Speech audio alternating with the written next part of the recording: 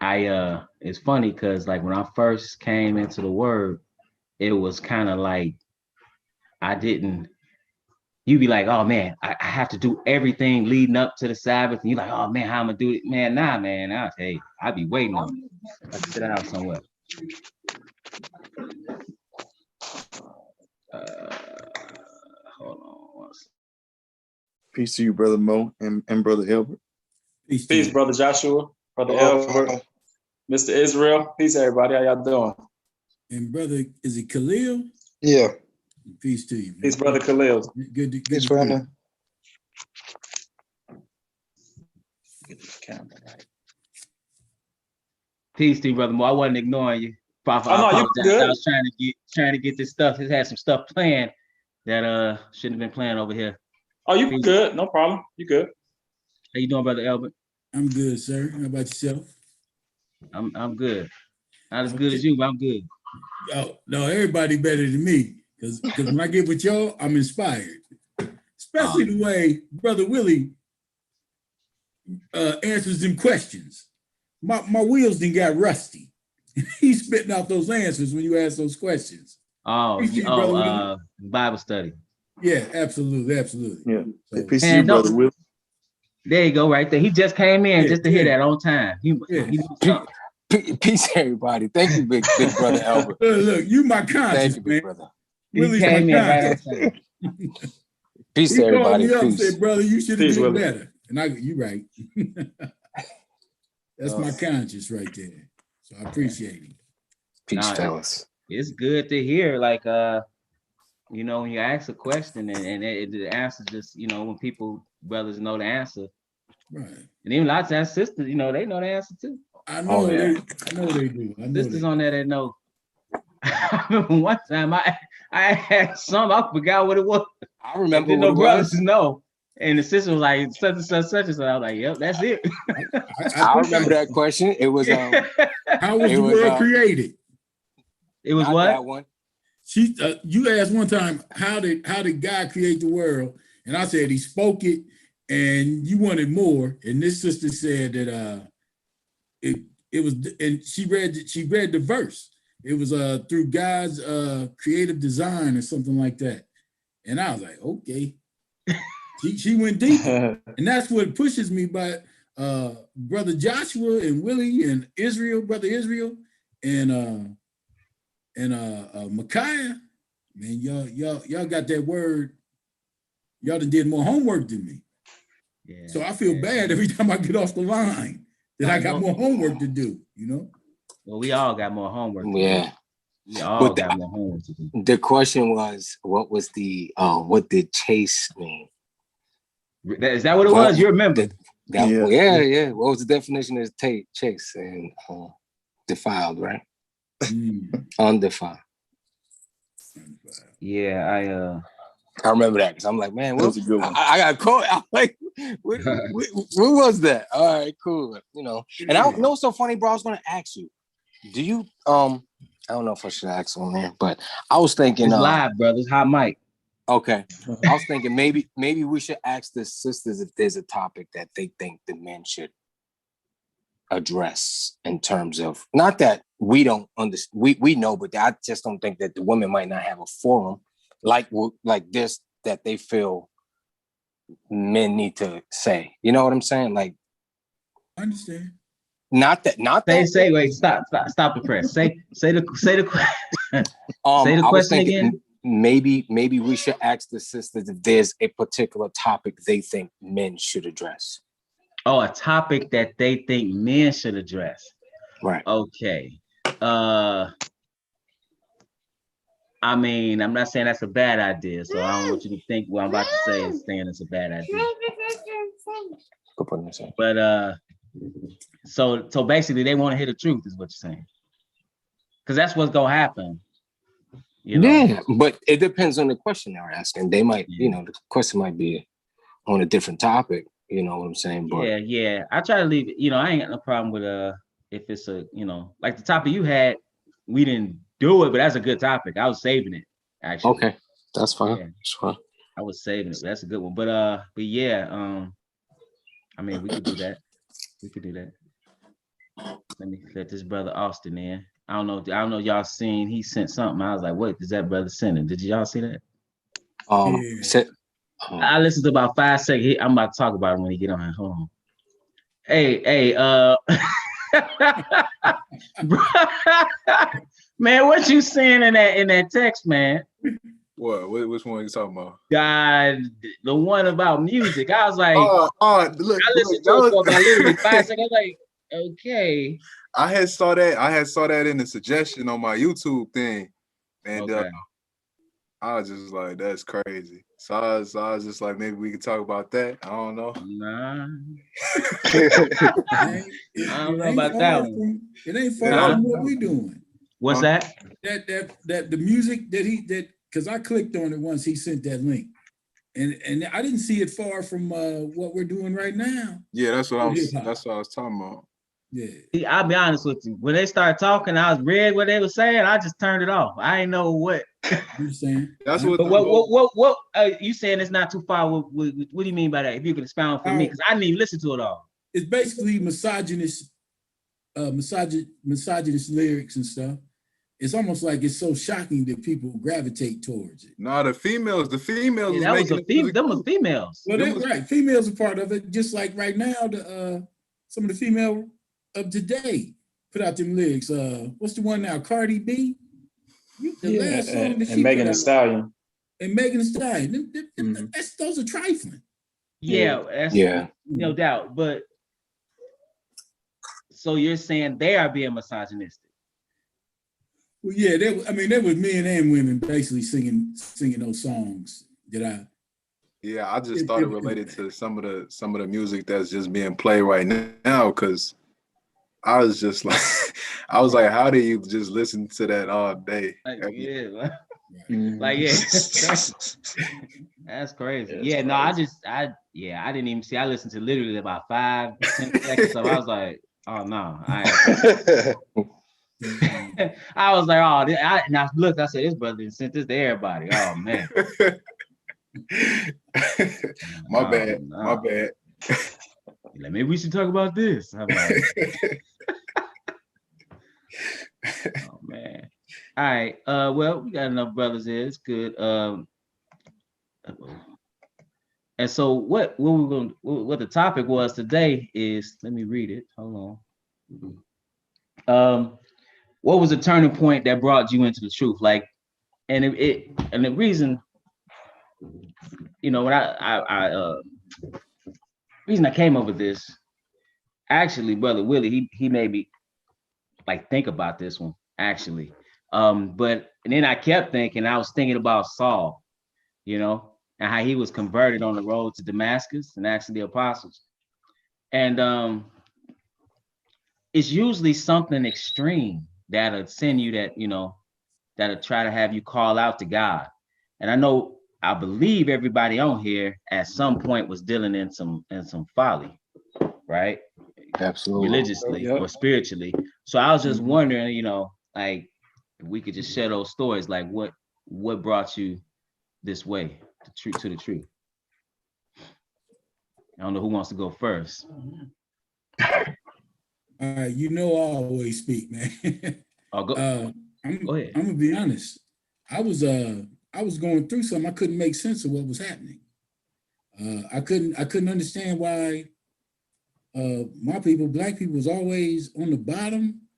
No matter what we did, we were lost. When we was told to separate, we were attacked. When we tried to integrate, we were attacked. I just couldn't understand why we was always on the bottom. Now, a few of us would get through, but the masses were always hurting. Right. And so I was really searching. I said, it doesn't make sense. Nothing made sense. And it's like I related to, was it Philip and the eunuch? I was so lost that I started searching, and it led me this way. So the plight of Black, answering the questions. Let me ask. So the plight of Black America caused you to seek further into the truth. Yes, but not just here in America, but in Brazil and other countries. I said, I don't understand how how we can't even work together versus, being here and I'm in a, you visited, not you, and we live in like an international type city here in Columbus. And I see every other ethnic group working together. Absolutely. And pulling strings and getting ahead. And we can't do it. And then I start seeing these very same groups like take advantage of my people. And I don't know how much of it was just because that's how they operate or because we were that ignorant to how the world operates. But yeah, everybody else I was really certain. Yeah, it is a curse on, you read the curses, but if you look at it, everybody else is practicing group economics. Right. So I didn't even know about the curses at the time. Oh yeah, but it'll make you think like, why can't we figure this out?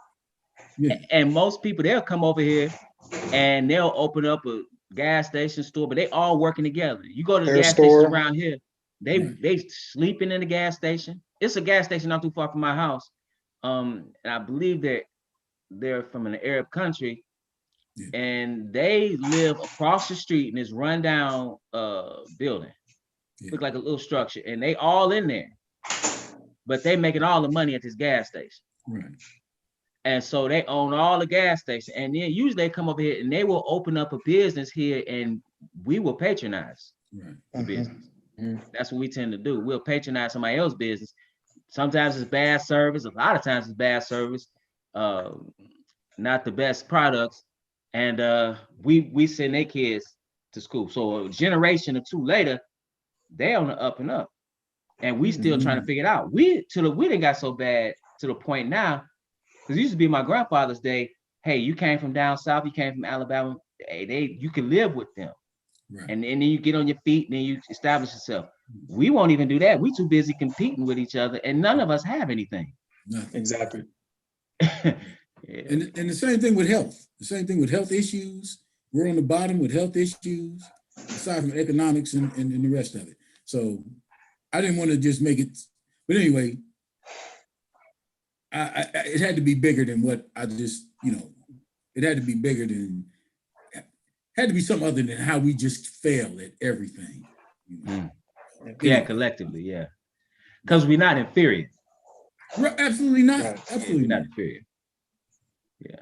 So it's more to it. Yeah, it is perplexing. I've heard my father tells a story about he was listening to a European saying they didn't believe in God. And they said, why you didn't believe in God? Because of what's happened to the so-called Negro in the country. Like, if there was a God, like, look at it, those people love God more than anybody.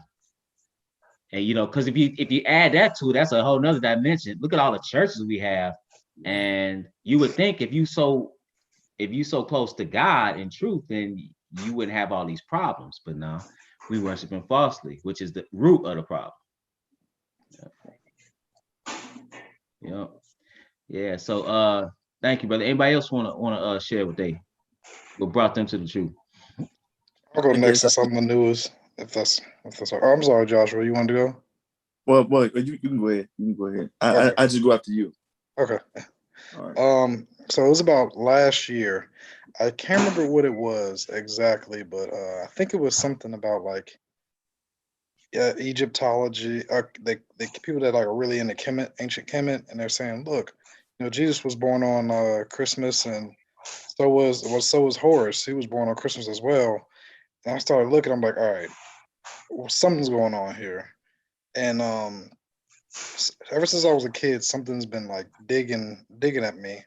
Like, you need to find out who you are, and you need to research your history. And with COVID, I'm like, all right, now I got the time to actually, start reading some history and trying to figure out who I am as a person. So I started doing some research. I started buying some really old history books. And like what? You remember any titles? Ferdinand and Isabella the Catholic, the Jews of Spain and Portugal, Africa. It's John Ogilvy's Africa something. I've downloaded the Lord Kingsborough books, and then there's a few others. There's like 50 or 60 other books that I have. But I just started doing a bunch of research, and I'm like, wait a minute. I'm like, this says the Jews are black, and I think in one book I have it says the ancient Jews are black, and I'm like, wait a minute, what? I was like, okay, I'm confused because these people are the Jews. So who the heck are, you know? I was like, what's going on here? And then my brother, you know how somebody can be around you and saying the same thing, but until you like have that, that moment where it's like, oh snap, this is what this person's been saying. My brother's been in the truth probably for 6 or 7 years. He was like, go read Deuteronomy 28 and then Revelations, and you'll find some answers there about like, and especially in Revelations about who these Jews are. And ever since then, I prayed to the Most High, and I said, look, I just want to make you happy. I want to be obedient. And if you start revealing the truth to me, I promise I'll do my best to never be deceived again. And ever since then, it was just like, okay. And then, the ball just started rolling. That's when I really started buying books and digging into my ancestry and stuff. And I think I traced it back to like early 1700s. Okay. How'd you do that? Through ancestry and through census, and there's a census, death certificates, tax certificates, and there's a few other things because I didn't know anything about my family past my grandparents. Yeah, most Black folks don't. Yeah, to include my real last name. I always wanted to know my real last name because my grandpa's dad changed it. I think he changed it because he hated his family because they were drunks. But okay, I ended up, finding that out and a few other things, and I'm just like, this is crazy. And then, of course, researching about Black history in America, you find out about a lot of other history that ties into, Black history and the Black struggle in America. So I'm like, oh my gosh. I was like, we definitely are a cursed people, like without a doubt. Yeah. The struggle and strife that we go through on such a monumental level is unheard of for any other race that walks the planet, and is perpetual. Yeah, I would say, it's one thing. Even if you look at people that have suffered with the colonization or even enslavement to a degree, they still know who they are. Mm-hmm. We lost everything. We're in an identity crisis. Mm-hmm. Like you mentioned, those that were listening, I assume these were Negroes talking about Kemet. Yeah. Yeah, like we not Egyptians. Like that's not yeah. But we hold on, we're trying to grab onto something. Like why you didn't grab onto Lesotho or Zimbabwe. Mm-hmm. Or you just picked Kemet because of the magnificence of that civilization. Mm-hmm. That was truly a great civilization. But as far as what they were able to accomplish, but you're not Egyptian. Yeah, right. Like, I think people don't realize like how big Africa is as a continent. They show it small on the maps. It's huge. Second only to Asia.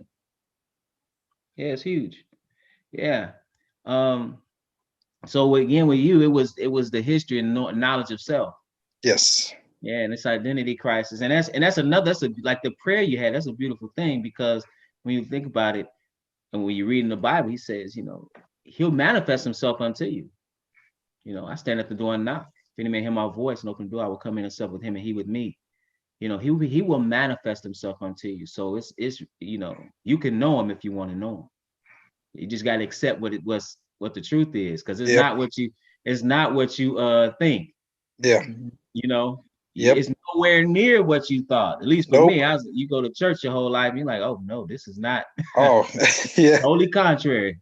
Yeah. I was like, oh my, like once I really started reading the word for myself, it's like the more you come to know, the less you realize what you don't know. I mean, the more you realize what you don't know. Oh yeah.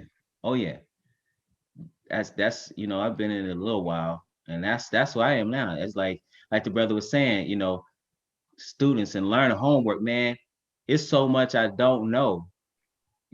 Every time you peel back layers, it's like, oh, because the word is so deep like that. Yeah. History itself is deep like that. Mm-hmm. It's really it's so much of history you don't know, but that word, man, is so deep Yeah. that as in studying and trying to teach it, you constantly looking at it in a different way. So Mm-hmm. you delve a little deeper. But But yeah, then you got to weed through the deception as well.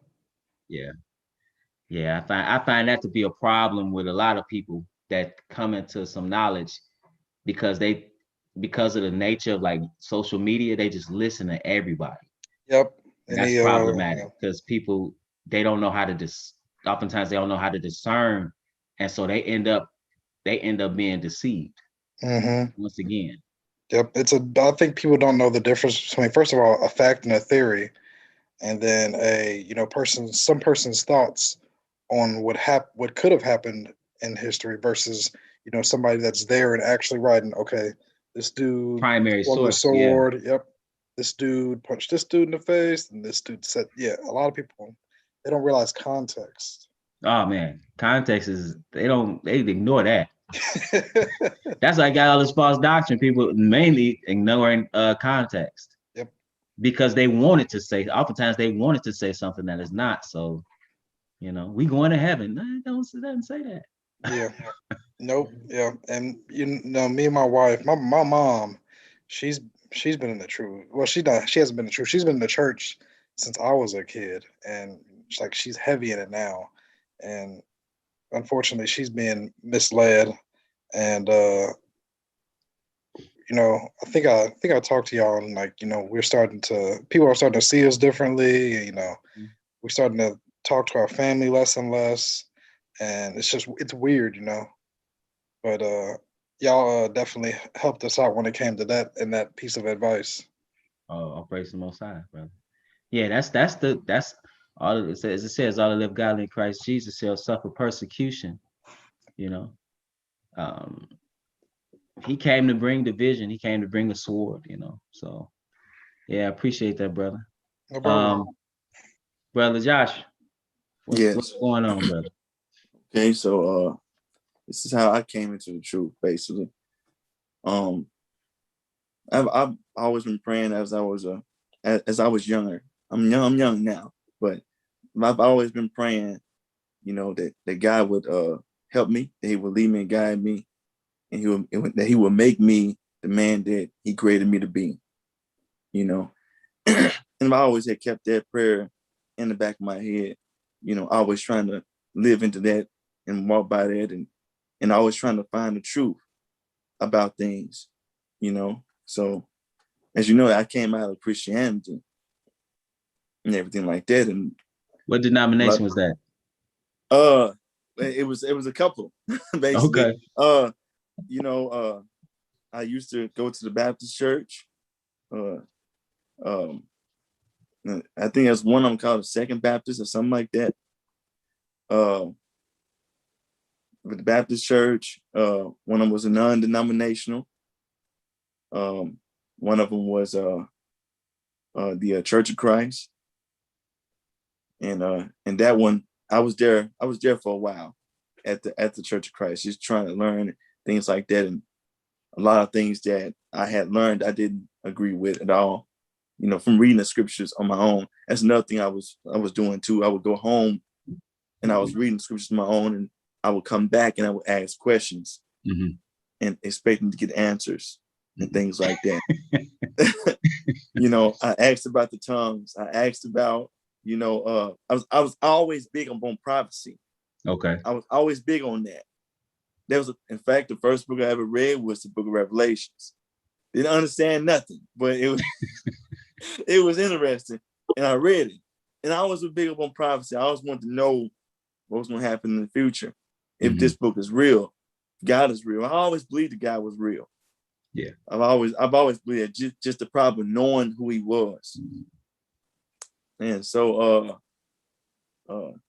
I came out of the Christianity because when I would go home and I would read the Bible and read the book of Acts, nothing lined up with what the reality was. Nobody was really trying to live and do the things that the apostles and the prophets and the people in the New Testament was doing. I didn't see that kind of unity. I didn't see that in the Bible. I also ran across the Seventh-day Adventist Church. Okay. And they was the ones who showed me that about the Sabbath. Right. They showed me about that. And that one I wrestled with,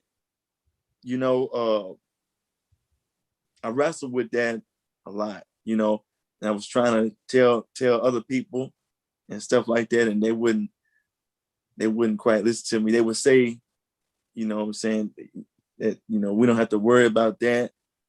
This is what we're doing now. That was the Jews' law. They would say things like that.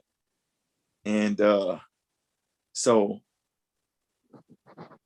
when it came out of that, I was into the Seventh Day. I was with the Seventh-day Adventist Church for a little while. It wasn't long at all until they started talking about this Ellen G. White, and they started talking about those false prophets and stuff. I came out of that real quick, so I wouldn't with that long you at all. You weren't feeling Ellen, huh? No. I knew none of that stuff was real. I knew none of that was real. I'm like, man, y'all hold on to that truth right there in the prophets, and y'all talk about all this, but y'all still believe that this person is a prophet. And I can't get with that. I can't get with that, because the Bible says that, if a prophet, when he speaks, it has to come to pass. So I couldn't get with that. And so I just end up being by myself. I end up basically being myself. If all these people gonna mislead me, I might as well mislead myself. You know what I'm saying? I wouldn't think of it like that, though. I mean, I know what you mean. Try to read and understand. Try to figure myself, it out. And try to figure out myself. And so I watch brothers on YouTube, and this brother, I ain't gonna mention the channel, but he would talk about his channel is for the Black man. He would talk about relationships, and he would talk about those basic things. Mm-hmm. And he would talk about religion a little bit. He wouldn't try to talk too much about it. He talked about sports too every now and then, but a lot of things that he said, I seen that to be true. I seen a lot of things he was saying to be true. And he talked about the history of our people a little bit. He would get into that. And that right there, that really had drew me in, because I knew what he was saying was true. Because when I was younger, when I watched Roots, I used to watch Roots, and I used to read the Bible a little bit, and I knew that there was this I seen a common thing, and what it was that I seen the Bible, and I noticed that from watching Roots, the guy was praying to a cricket, and he was praying to Allah, and the cricket was the messenger, something like that, when he was on the ship. And it came to my mind. I said, in the Bible, people, they fell into slavery, by way of adultery and all these different things. So that always stuck in the back of my head from watching that movie. I was like, okay, so they worship Allah and things like that, but it never really dawned on me that our people, when it come down to us, that we are the people. Mm-hmm. We're the Israelites and things like that. And that brother, his channel, they helped kind of put that together. And after a while, I stopped listening to him. It brought you to a point. Yeah, it brought me to a point. And I also ordered a book that he talked about. It's called From Babylon to Timbuktu. Yeah. And I read that book, and I also read another book called The 13th Tribe. Yeah. I haven't read all of it. Arthur Koestler. Right. And so it brought me to a certain point. Yeah. Go ahead, brother. Yeah. Go ahead. And so and after a while, I found your channel, and because I was looking for something about the Israelite, I wanted to understand a little bit more. I was doing a little research and things like that. And I can't remember the first video that I watched that you had put up. But I was like, man, this brother, he's telling the truth. Oh, praise the Lord. And I subscribed to it and been growing ever since in the truth. I'm like, man, this is, this right here, this is it. Things that you was talking about and you was explaining, I'll praise to the Most High. But, I knew, and I started reading the Bible. I said, okay, this brother's coming straight from the book. He ain't talking about no apocrypha. No, none of that type of stuff. I ordered a lot of books, and I read a lot of books. And I know, and now I understand why those books are not in the Bible. I wanted to find out for myself. Yeah, especially the Apocrypha, yeah. Right. So that's how I came into the truth. Slowly but sure, a little bit here, a little bit there, piece of truth that kind of God was leading me and guiding me, I believe. Yeah. So you wanted truth. It was mainly with you, it was prophecy, but also history as well. Yes, history. That was what you was really interested in. Right. And history, that's a big part of the prophecy. Yes, it is. That's exactly. The big part. It goes together. Exactly. And when I found that out, I ran to a lot of people and was saying that didn't matter. That the Israelites black. No, that don't matter. That don't matter. They kept saying that. Were they black themselves? They were, yes, Israel themselves. Mm-hmm. And they were saying that really didn't matter. But it mattered to me. Mm-hmm. It mattered to me because of I know my ancestors were slaves and things like that. And relating to what the brother Khalil said, I don't know anybody past my grandparents. Mm-hmm. So yeah, that did matter. Yeah. And that's how I came into the truth. Okay. Yeah. Like you said, history and prophecy go hand in hand. I always say for people that say it didn't matter, if it didn't matter why they changed the color, it mattered. Mm-hmm. Right. It mattered. Matter of fact, you can't understand the prophecy if you don't know who the people are. Mm-hmm. Exactly. Right. You can't understand it if you don't know who the people are. You got to know who the people are. I found it interesting that, like, Christians especially, they'll say, oh, the Bible is a real book. The Bible is a true book. But they'll never question, who are the Moabites today? Who are the Israelites today? Who are all these people today, because they don't have the same name. But, of course, I believe 100% everything in the Bible is real. So these people that were mentioned in the Bible, are here today. And nobody, especially in the church, nobody ever says, who are these people today? Well, in the Christian church, I mean, I don't know about y'all, but man, I would go every Sunday and get literally a verse and a half. Maybe at the most, he might read 3 verses, literally. And then it's on. He just talking about, he done read that out of context. Then he just talking about, theology. He walking the pews, he, people passing out. Is a lot of show. But as far as what the Bible was saying, they stand up, they read it for little 3 verses, if that. Everybody sit down, and he started telling his life story. He started talking about something else and open the holler, rhyming up there. He used to rap, you're sick up from the neck up. He used to do that kind of thing, I'm like, yeah, but so then I had, before that, we went to a Baptist church, and I remember I guess he thought he was James Brown, so he come with the big roll. He had he used to smoke squares, he had them big old them big glass, back in the 70s. This is in the 80s, right? I was a little kid. The Gazelle. They had them, them shades, them big, they starting to bring them back now. He used to wear them with the big roll, had the curl, so he had the Jerry curl. He was, and I've literally been in there when he actually, you have a whole service and he didn't even preach. Literally, that's happened several times. There was no actual preaching. There was singing, there was shouting, there was, you might say, but he didn't actually give a sermon, and it was like 3 hours. And I come home with my grandparents' house, and my grandmother, she like, such, they, they ain't saying him reverend, but they used to say such. They say his last name. They say, he didn't preach no sermon, and they was disappointed in that. And I remember that as a kid, him doing that. So I wasn't getting no word at all. Yeah. But any who wanna go next? I'm not sure who wants to Yeah, I'll chime go in. next. Go ahead, brother Mo. Yes, sir. Just like the brother said, it for me it was a lot of history that was. I just didn't understand why us black folk, why we at the bottom all the time, and our families always have so much infighting. It seemed like nobody knows what's going on. They tell you to go to school, you got to go to college, you got to do this and that, but even when you graduate, nobody hiring you. Growing up in Detroit, our resources was zero.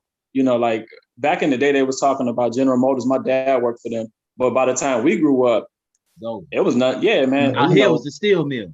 Yeah, yeah. And it was just desolate, man. And I came from a strict household, so my parents was always on me, but they didn't understand the word. And so by the time I hit about 19 years old, my mother gave me a Bible when I was a little kid. I never really read it until I started becoming a teenager. And the first book I went to was Proverbs, then Revelation, like the brother did. And I didn't understand it, but Proverbs was speaking to me. And so one night I had a dream after I read the book of Revelation, and it really, really scared the daylights out of me. And so I knew, like, okay, God is real, because he showed me some of the revelation, right? Some of the events that was happening. And so it really scared me straight, so to speak. So I was looking for the truth and searching, but I really couldn't find it. And I just kept reading the scripture, even though I couldn't understand it, because I knew it was the truth, but I just couldn't comprehend it.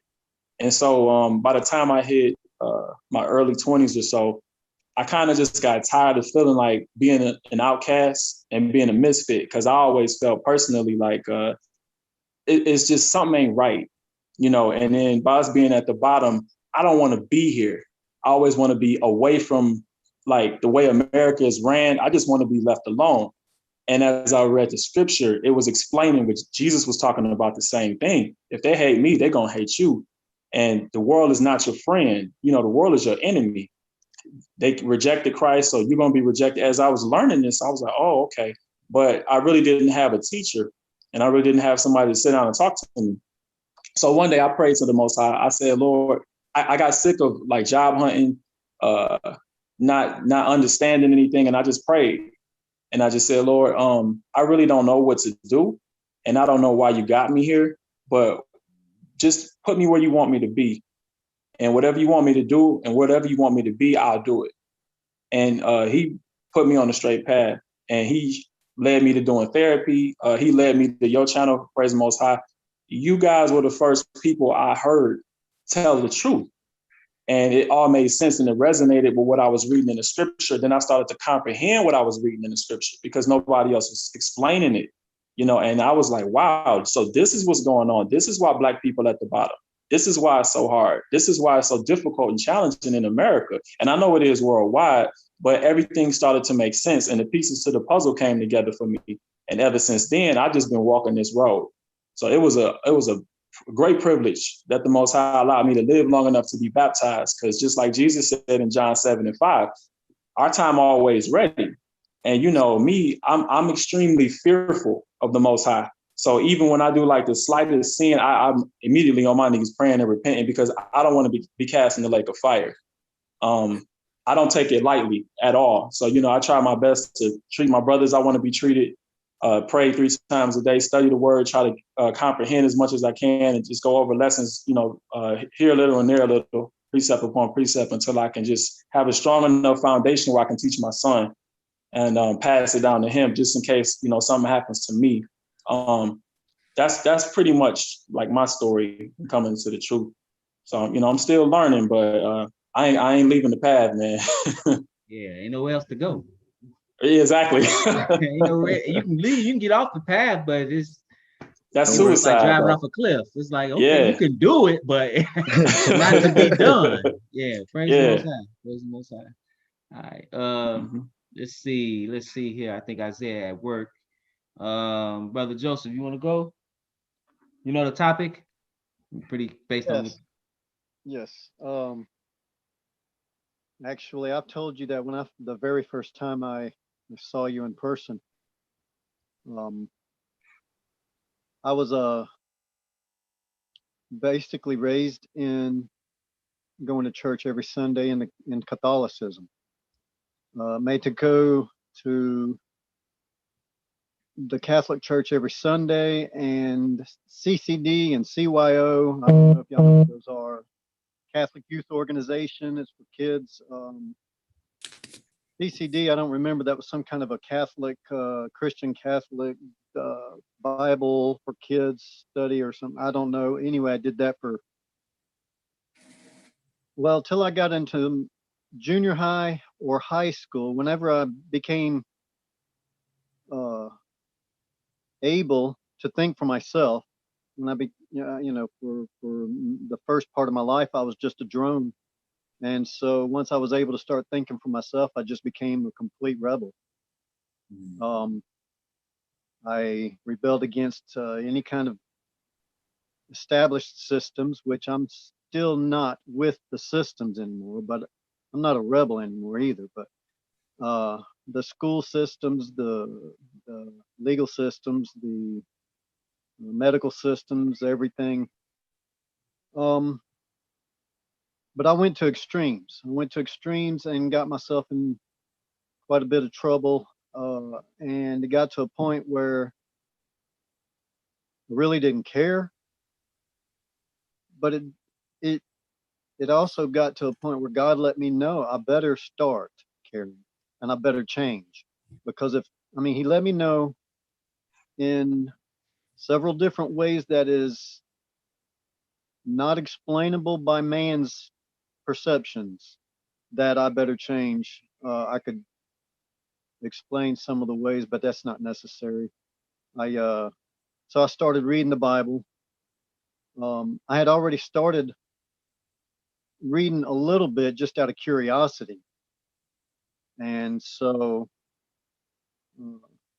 once I realized I better change or else I wasn't going to be for too much longer and it was going to be horrible, that was the message I got in no uncertain terms, in many, many different ways it was made known to me. So, and the only way I knew was to look into the Bible, to look up, and to read the Word. And so I started that, and this was in 2008. I went through major, extreme, emotional, psychological changes. A lot were traumatizing for a while, but I stayed in the Word. I kept plugging through. Everything changed for me in my relationships with anyone around me. I started with, all after years of not doing any kind of church at all because of my rebellious streak. I started going to any kind of service anywhere I could find once I realized I had better change. And I got all kind of convoluted types of messages. I didn't know, I saw some of the original Catholicism in almost every bit of it. I could see the white horse doctrine plain as day in every one of them. And two of them I couldn't even understand. They were Spanish. I just went because I knew I better change. So I was just drinking in. I was drinking in everything, anything. And so, all kind of convoluted and mixed up and confused. And then I started learning. I came across one website that led me into 8 years of this one particular organization. And I quit all the rest, and it took years to get out of the dozens online I was involved in. I had signed up for dozens online, and there was one of them, even up to just a few years ago, was still emailing me, trying to get more donations because I was giving away all my money. I didn't know any better. And my mom still, to this day, she still thinks that I'm giving all my money to my belief system. I give my tithes, and I don't make much money. I work on a barter system, so I don't make a lot of money. But what I do make in monetary value, I do tithe on and over. I tithe over the monetary value I make. But anyway, yeah, I started with this organization and I stayed with them because they had truths, doctrinal truths. They didn't have the right people. They didn't. It did that. The racial thing didn't matter with this organization, and I was following them in their doctrinal truths because I could see it lined up with the Bible, the feast days, the Sabbath, the biblical dietary laws, and not going to heaven, all this kind of stuff lined up with the Bible. I was reading the Bible. I'd already been reading the Bible by this time for several months and was seeing that all those other organizations. Oh, let me go backwards a little bit. While I was still in those other organizations, those other many different denominations, just visiting everything, one of them I became a member of was a Baptist. And that didn't last, but just a few months. Because I was reading the Bible, I started asking him questions during the Wednesday Bible study class, and I asked him about Malachi 4, 5, and the chapter 4. I think it's verses 5 and 6. I'm not certain, but and he told me, because he was talking about something. I was trying to ask him, well, what about these verses? He said, well, I don't guess I've ever read that. And that made me step back and think, wait a minute, what? I mean, I'm not even a minister, but I've read that. I've read the whole Bible. I've read every bit of it, every word from front to back. And he's like, I don't guess I've ever read that. So that made me step back a minute. And then a little while later, his dad was there. His dad always smiled. And he asked me one time, he said, do you know why I always smile? I said, no, why is that? I was curious. He said, so people don't know what I'm thinking. And that made me step back again. And so, I started looking deeper. I started doing a little bit more deeper research, thinking a little more, using my mind a little more. And that's when I came across this organization that had the doctrinal truths. And, well, needless to say, I got rid of all of the 13 local organizations I was involved with and dozens online. And the online took a long time, took years. And I started questioning that organization that had the doctrinal truths. I started questioning them after years of being with them because of the main man started claiming, it says the spirit of Elijah will come in the last days. He started claiming he was that spirit of Elijah. And I'm like, whoa, wait a minute. So then I started backtracking on that after being with them for years. And I was reading the Bible, looking into it, trying to figure out what's going on. And I was making comments and it got around. And so it came back from up top down back to me that unless I get on the same program with them, that I was out. And, until I could make. Yeah, you can't come in there asking questions. No, until I could make amends with what they were saying, if I could. And so I just never went back. And so for years again, here I was for years again without any kind of teacher, without any kind of fellowship, without anything. I kept the Bible, the biblical dietary laws, and I didn't congregate. I didn't have a commanded assembly, holy convocation, but I did not work on Sabbaths for the most part, about 90% of the time, depending on the situation. And the times that I did, it was just an excruciatingly guilt-ridden trip when I did. But after a few years, I was looking online. Yeah, I got hungry. I got hungry for fellowship and for a teacher. And I was looking online. I was looking at all these different things. And I stopped when I got to Israel Teach.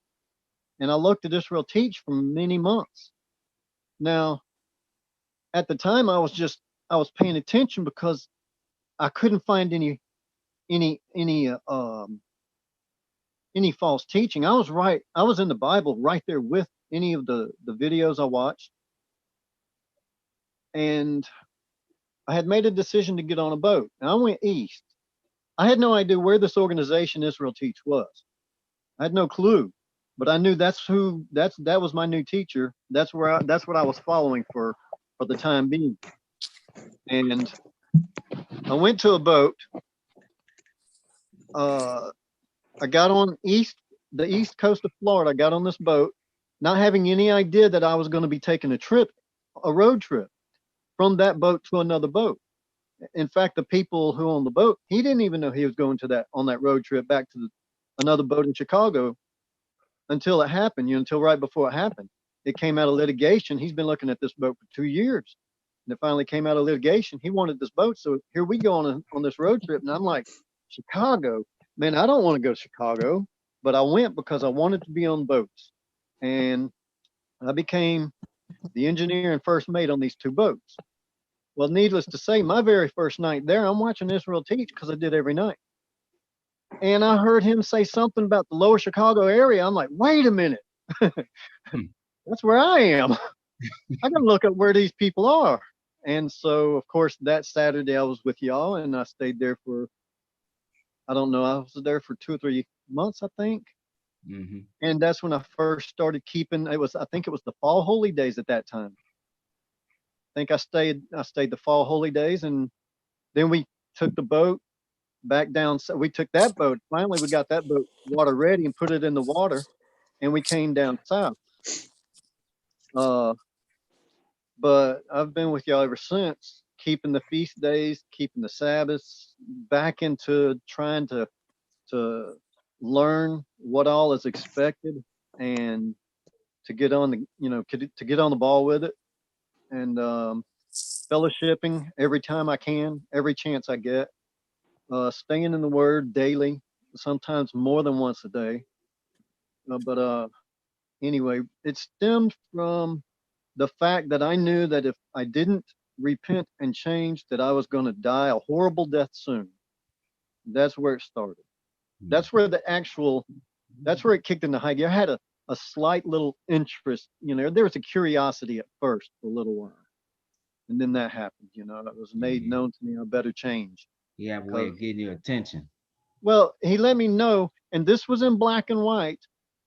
And I'm not going to explain how it happened, but it was a bold print, black and white.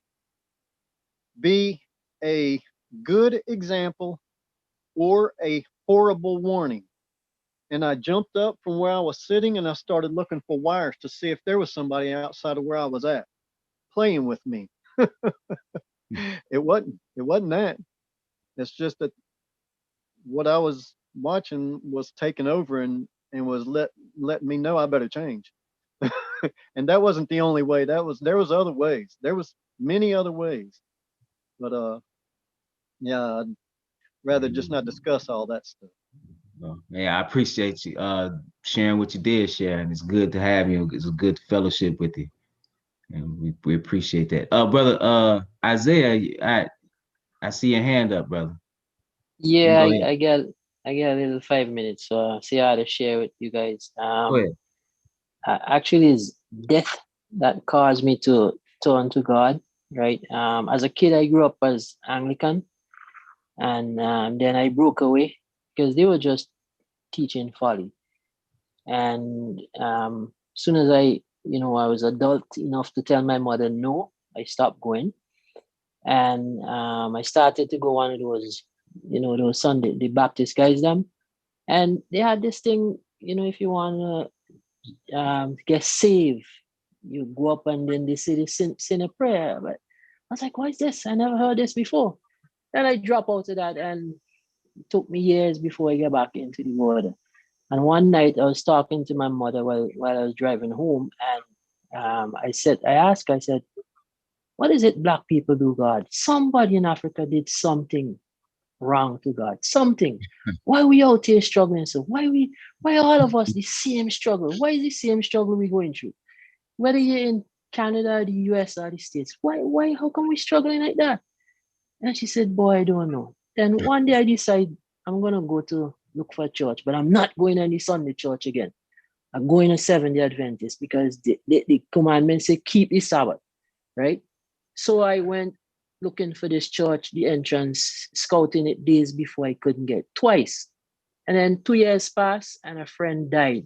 And I asked myself, before my brother was telling me about the word, and I keep saying, man, you're a hypocrite. I don't want to hear from you. You're a hypocrite.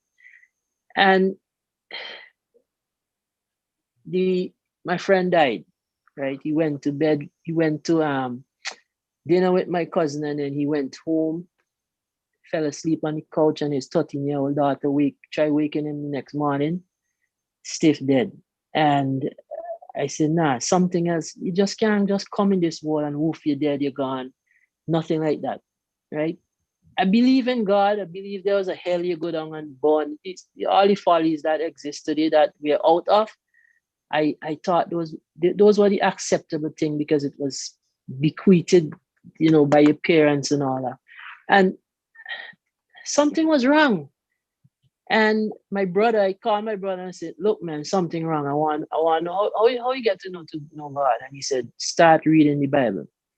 But I started listening to the Bible as I drove to work. And one of the things that hit me was, let us make man. I said, who is this? Who is this us? So then I called him and he said, yeah. And he put me on to IOG. And I listened to IOG for a while. And I was circumcised before that. And I listened to IOG. Then I said, no, I'm not gonna cold talk it over into the world like that. I'm gonna transition, stop swearing, stop doing a lot of wrong things that you used to do. And I went to Chicago and baptized. After baptizing, I joined Facebook. And this sister in Montreal, a Haitian lady, sent me the link for Brother Elisha. Then I said, what? A dreadlock, a Rasta? Because normally in Selassie, you hear out the dreadlocks mouth. And this Rasta was like tearing words and speaking Jesus and talking about the Bible. And I sat down and I was like, what? So I said, no, every night I going back. Night after night after night, I going back and I will ask questions, like try to get question up with the phone and on YouTube. And he would answer. And then, so I think one night a sodomite just came on and was saying something about, and Brother Elisha went like biblical crazy on this guy. And I was like, wow, this is truth.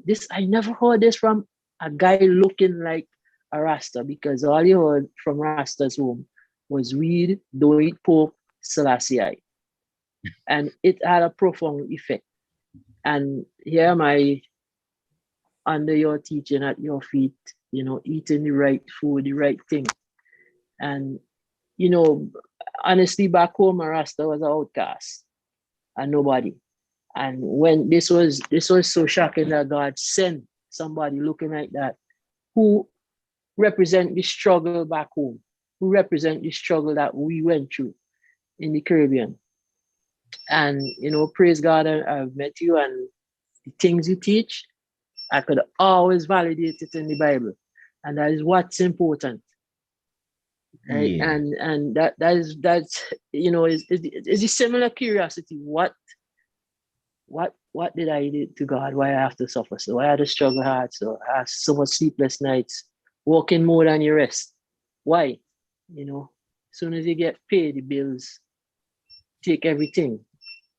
I'm doing it right. I went to school like Brother Mose. Had an education, right? Yeah. All of us did, but how is it we slipping and sliding like an avalanche as a group? And then the answer came to me in the Bible. So I can't turn back to that past life. I can't. I am committed, and that's my story. Yeah, we appreciate you, brother. Yeah, I want to make it clear that I'm not no Rastafarian, just in case somebody. I know that. I know you're not saying that, but somebody might think like, "Oh, he a Rastafarian." Nah, I ain't no Rastafarian. But I understand what you're saying, and but I heard it's. You see, after you start showing a lot of the reliefs, and I said, wait, this is these people, bro, here like us. Then I read about Samson, right? And I said, this. That's just what Israel looked like. That's how her hair was. Yeah, you look at those reliefs, like you're saying, yeah. The Lachish reliefs, you look at Babylonian captivity, you look, yeah, that's what our hair looked like. And when you read it, obviously as well. But I did. That's one thing I tried to do though. Is just how I was taught, was just to go what I'm saying, show you out of the Bible. It's not just me just saying something, because that's how and that's how you know. Number one, that's how you know it's the truth, because it's not my truth. I'm just reading it to you. But then also, it's funny because I think that's what caused a lot of people not to watch it. Really? Yeah, I don't think people really want that. They want to be, and what it said in Gladiator, Russell Crowe said, "Are you not entertained?" I think people want entertainment more than anything. But so when you talking about you going somewhere, it's no frills, no thrills. It's just here's the topic. Here's what the Bible's saying with that topic. My prayer is that you was edified based on what was read. That's it. People don't. Yeah. Few people want that. I don't think a lot of people want that. They want some entertainment. They want to. They want to feel good. They want to feel good. They want, even when you think about Israel, like people act like that's the whole in totality. Like that's the gospel. But it's so much more, Well, my prayer for years have been, I just want the truth. Wherever it leads me, grant me the strength and wisdom. I just want the truth. Yeah. And most people not like that.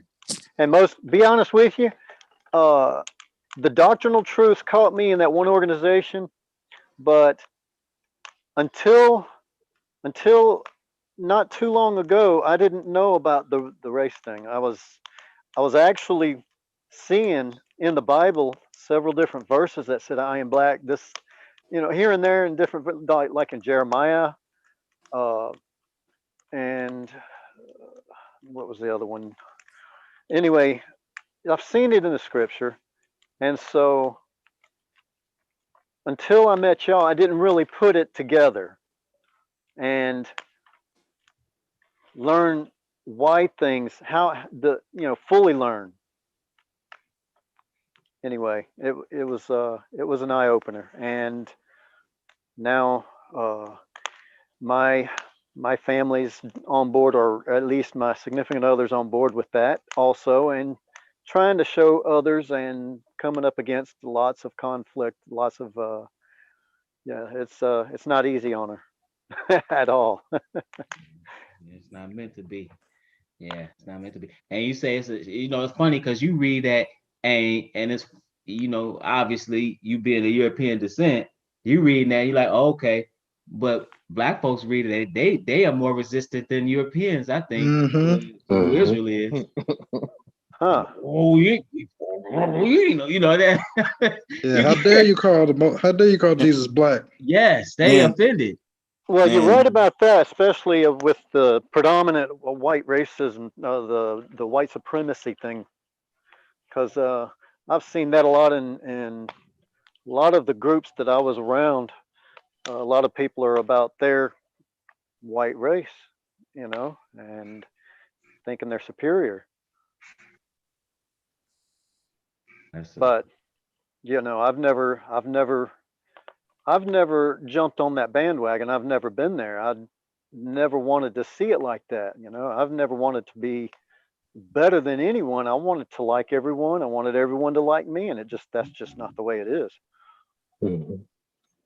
I mean, in fact, right now there's a lot of white people that don't like me.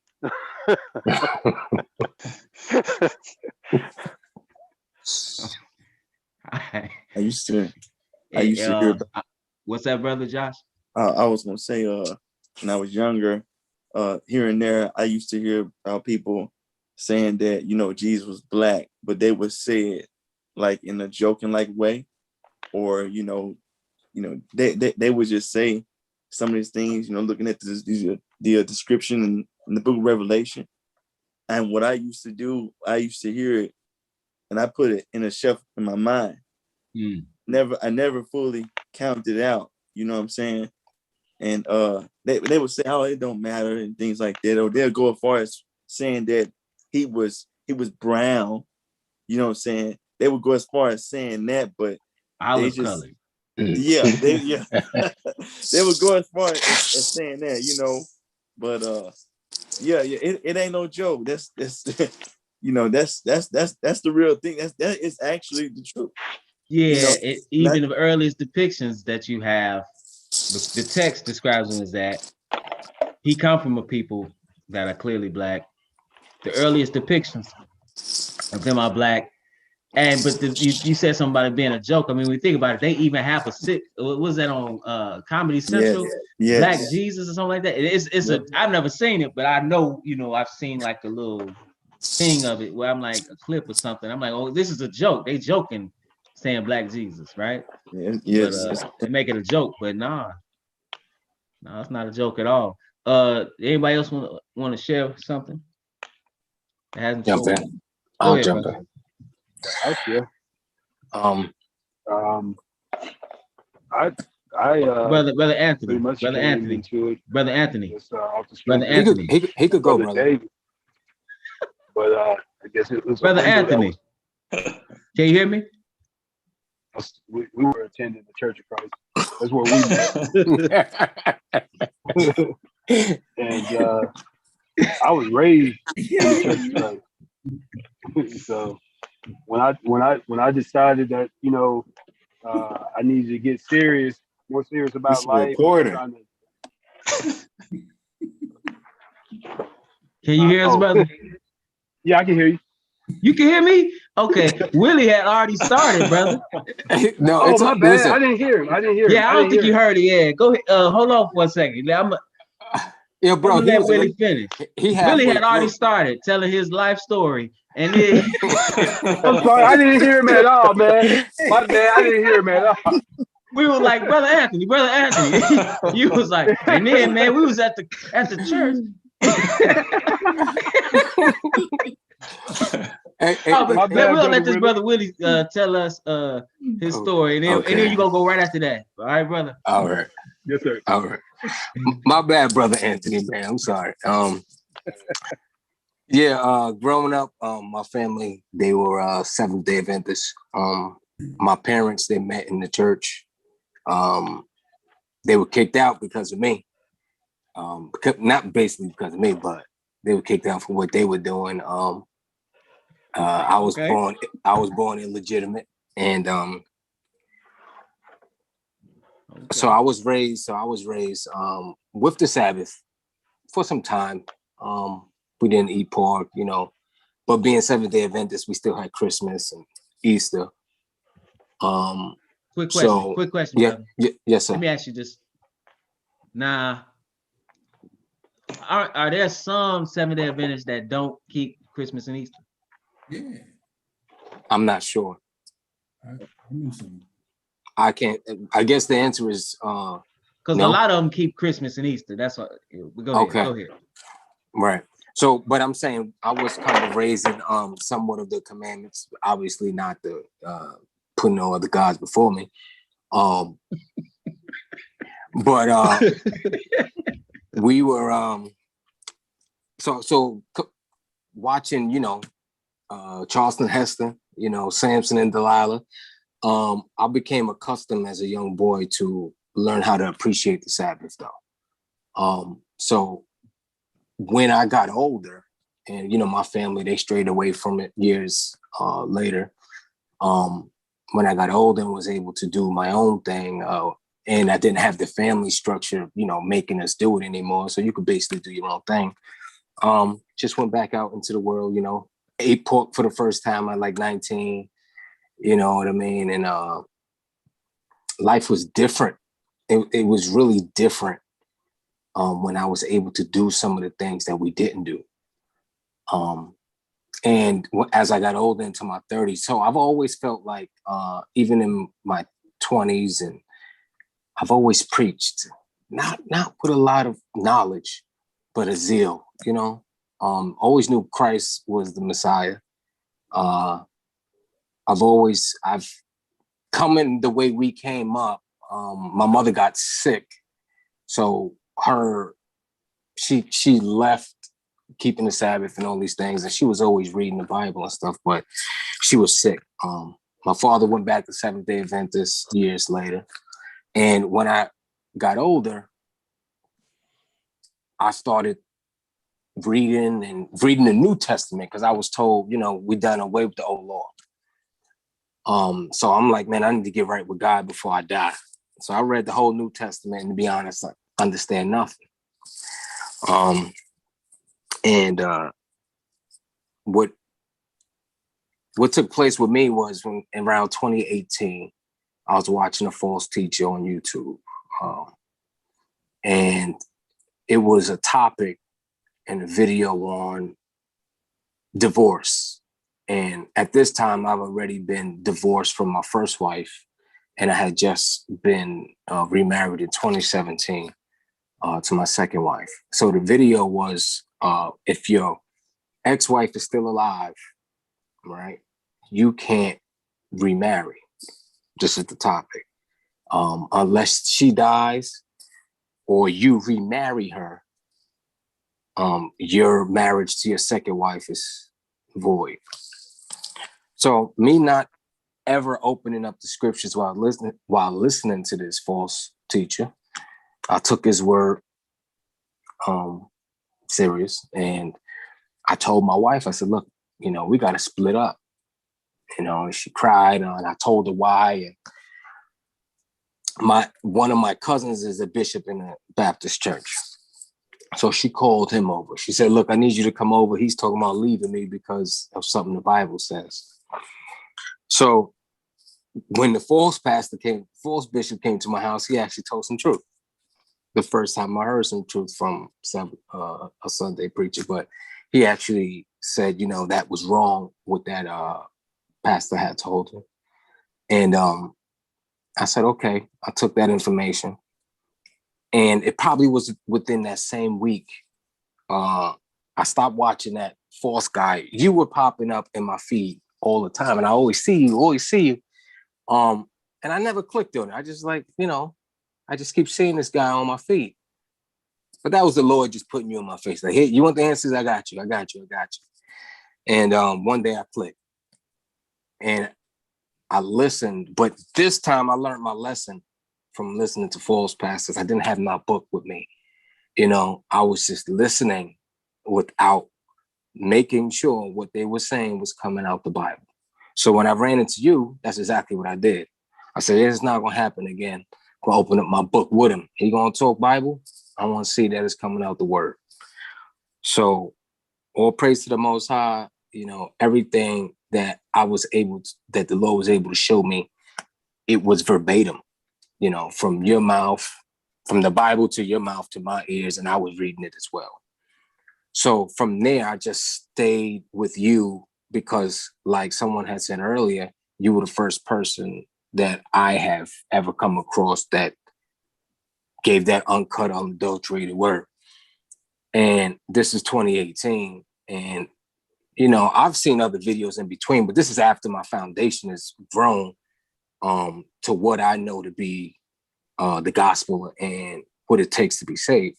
So, yeah, my road was basically paved by a false pastor who almost got me to do something incorrectly. And that was my fault. They're doing what they're doing. That's our job, is to make sure that you're doing your job so that we're not led astray. So I just, the Lord said, this person's going to lead you the right way. Open up your book and, follow along. And then, precept by precept, everything lined up. So all praise to the Most High for you and your father. Okay. Because my loyalty is here.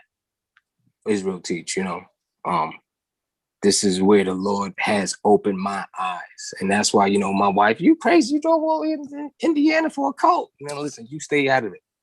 You don't know nothing. And you know what? If you understand what I feel, you'll go even further. You drive even further to get in that water, So that brother Joe, 12 hours? 12 like hours. This. Yes, sir. Hey, yo, right back. And then tried to drive back to South. Like, I tried to drive back the same day. I was trying to get back to work, but look, I'm just trying, do what I have to do. Let me. I'm sorry, but let me just say this. Mm-hmm. That's the kind of stuff you do when you believe, though. Right. See, people a lot of times they just talking. That brother drove 12 hours, got baptized, got out the water, and was trying to drive 12 hours back.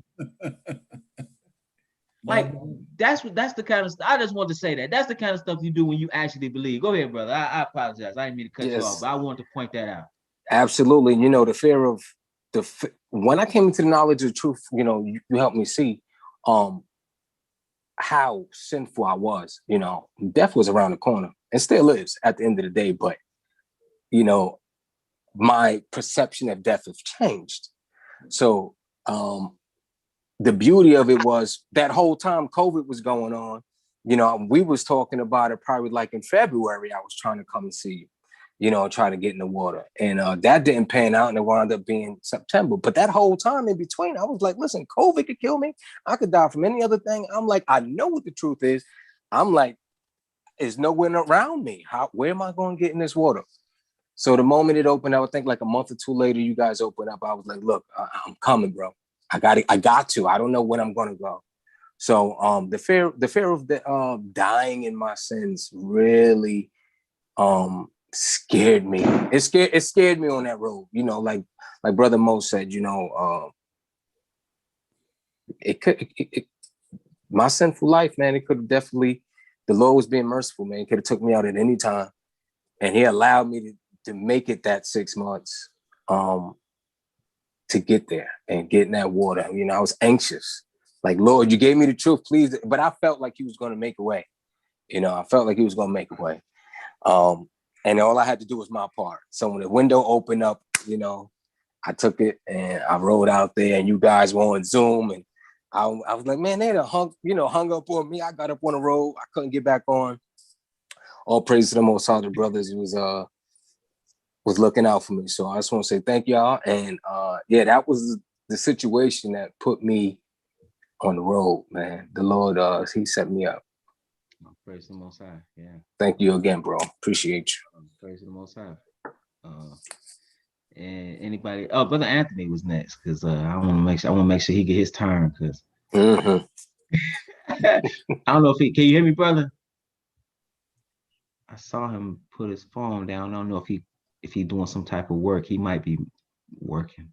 He was in the car. Yeah, I know, but that's how he. Oh, he working at the car. Okay. Well, he is in that industry, right.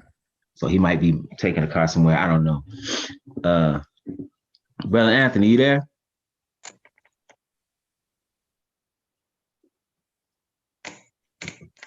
Because you know how this goes. As soon as you get to somebody else, he gonna come up.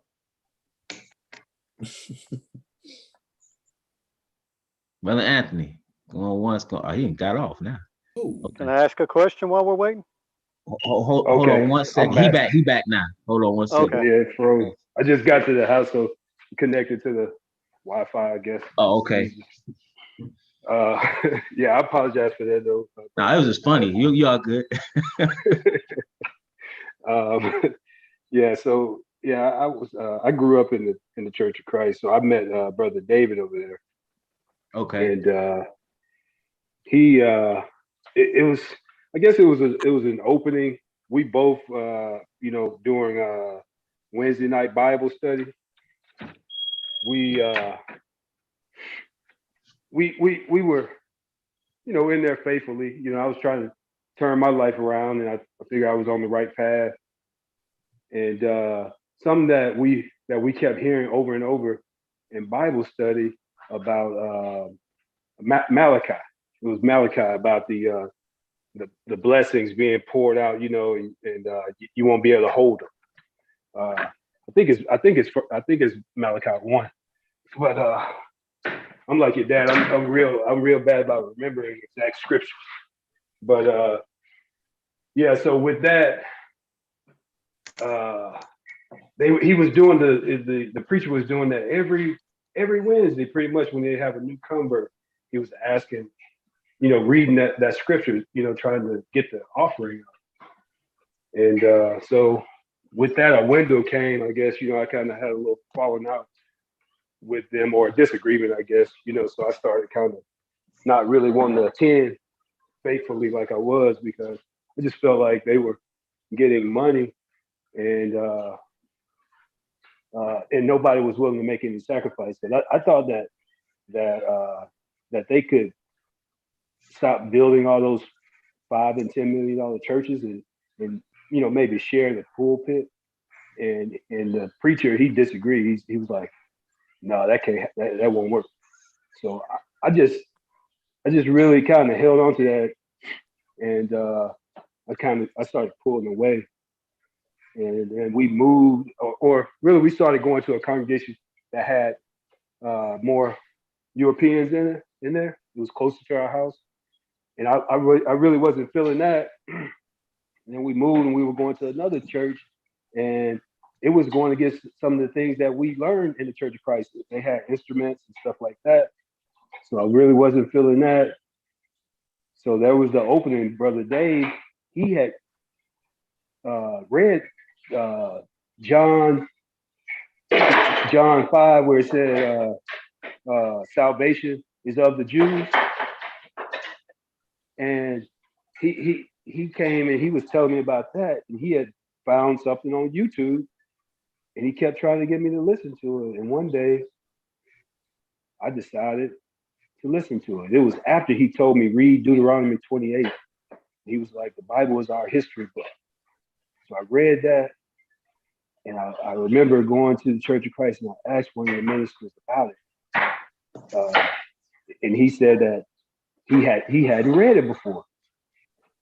And I was like, really? So I went to a different Church of Christ and I was asking him about it. And he said, yeah, call me. And this was a real popular preacher in the Church of Christ. He said, call me. So I called him. He never answered. I called him again. He didn't answer. He just wouldn't answer my call. So with all that said, man, finally Dave got me to look at at one of the videos. He came to my office, put one of them on. I looked at it. It was the IOG. And it started off with me just saying, you know, me thinking that it was all about race. That's what I started thinking. It's about race. You know, I don't really want to get into, you know, this whole superiority type thing, you know. And but then so it started off just trying to find something wrong with, you know, just to tell him that he was, you know, he was off with, you know. And it just got to me looking at videos all day, all night, you know, like even when I'm supposed to be making a phone call to do, you know, to make a deal or something like that, I found myself, I can't stop listening to this video. You know, I was writing the scriptures down, going back and checking them, and I couldn't find any error in there. So at some point or another, I just like, this is the truth. This is real. This is what I started understanding what the book was saying. You know, stuff that I didn't understand it that way. I was like, dang, so this is what they really mean? This is what it's really talking about? And that's how it all happened. Next thing you know, I was getting baptized into IOG. I told my wife about it. We started watching it, and she, you know, she did it. She got baptized at the same time.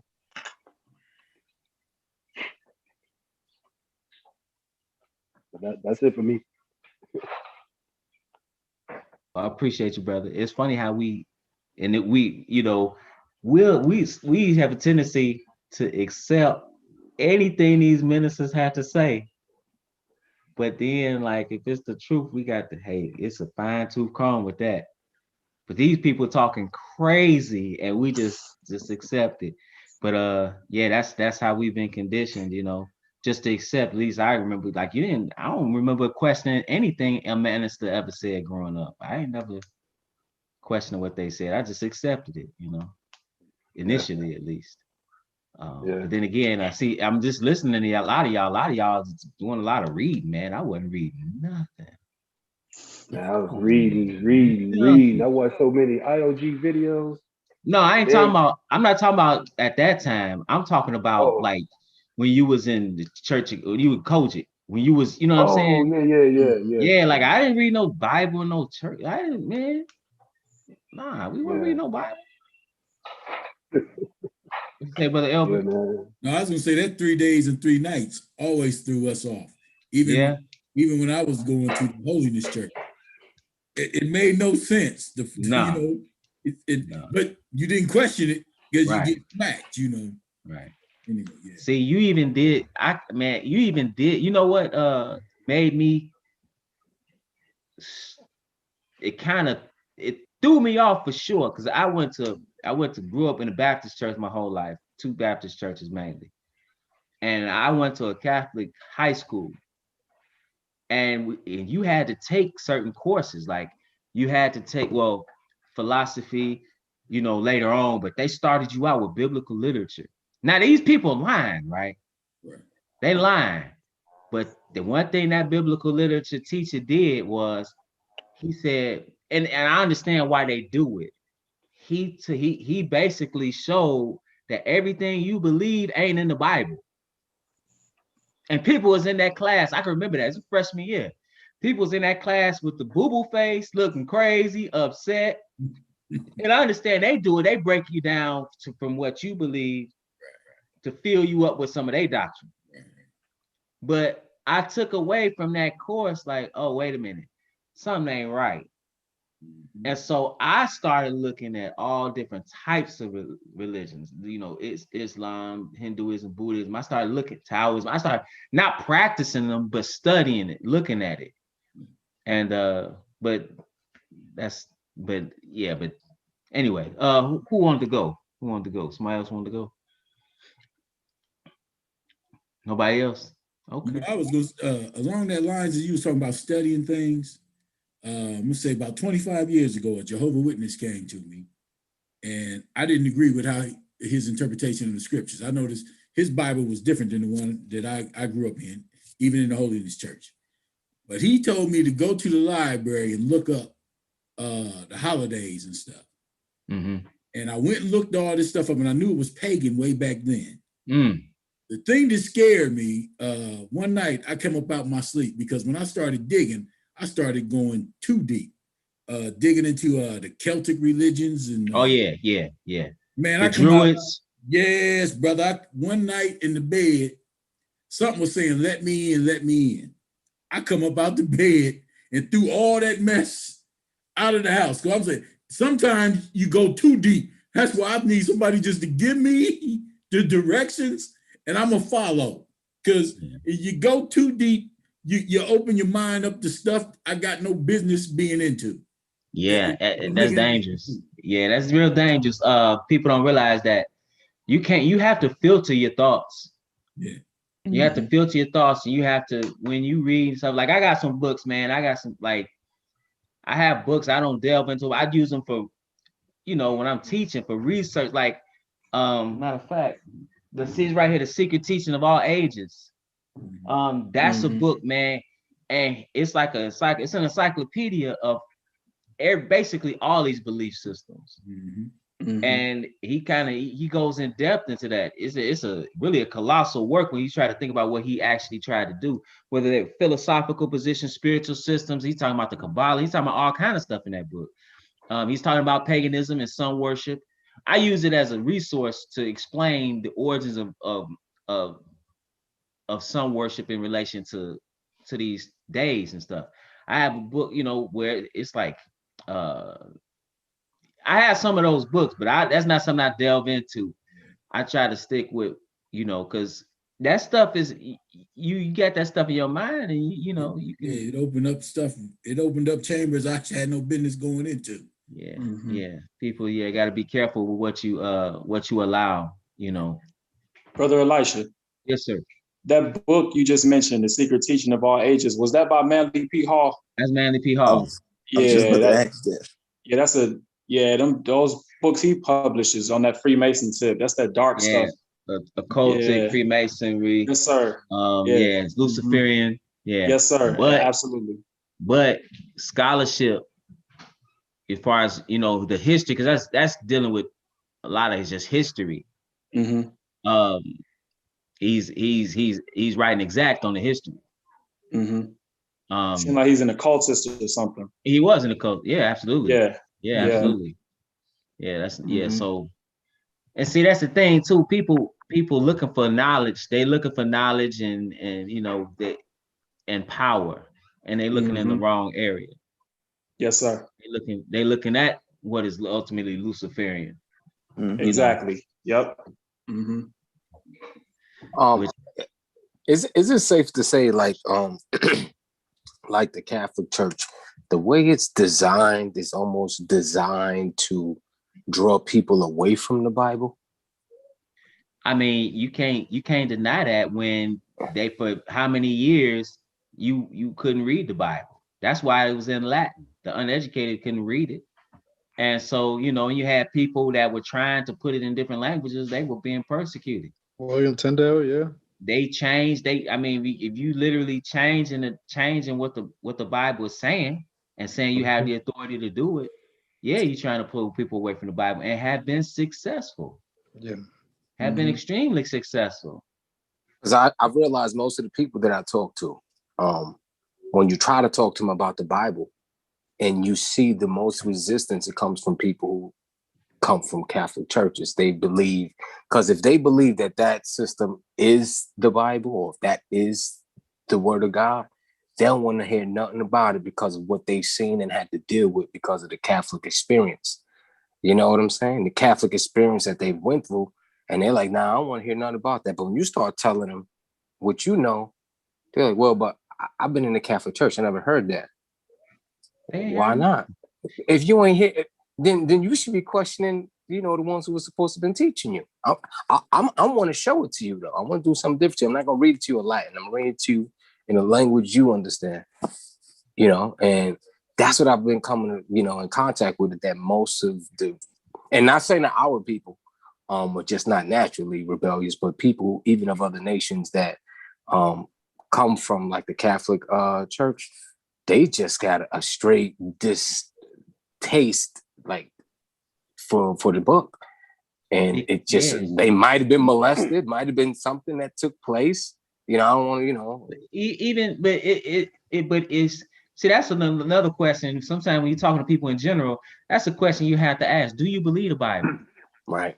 Because they don't necessarily, that the Bible is not for us, the Bible is the authority. The word of God is the authority, right? That's what we're basing right and wrong on. They're not basing right and wrong on the Bible. They basing it on what they say, what their interpretation, and say they have the right to do it. They have that authority. So, mind if I give one example that I remember very well? Go ahead, bro. Concerning Catholics and how some of them think. Before I came into knowledge of truth, I was in that Baptist church I was telling you about, and I used to pass out tracts. I had a extreme zeal. Without knowledge, I would get up, go put tracts on people's windshield wipers, hand them to everybody that crossed my path. I did this to one woman. She was coming from her car, walking to her the door of her apartment, and I tried to hand her a tract. She says, "What is this?" I said, "It's a tract to tell you about." She said, "Oh, I'm Catholic. I don't need that." And that stuck with me, because I was raised Catholic. I was raised Catholic for at least 12 years of my life, actually more than 12 years of my life.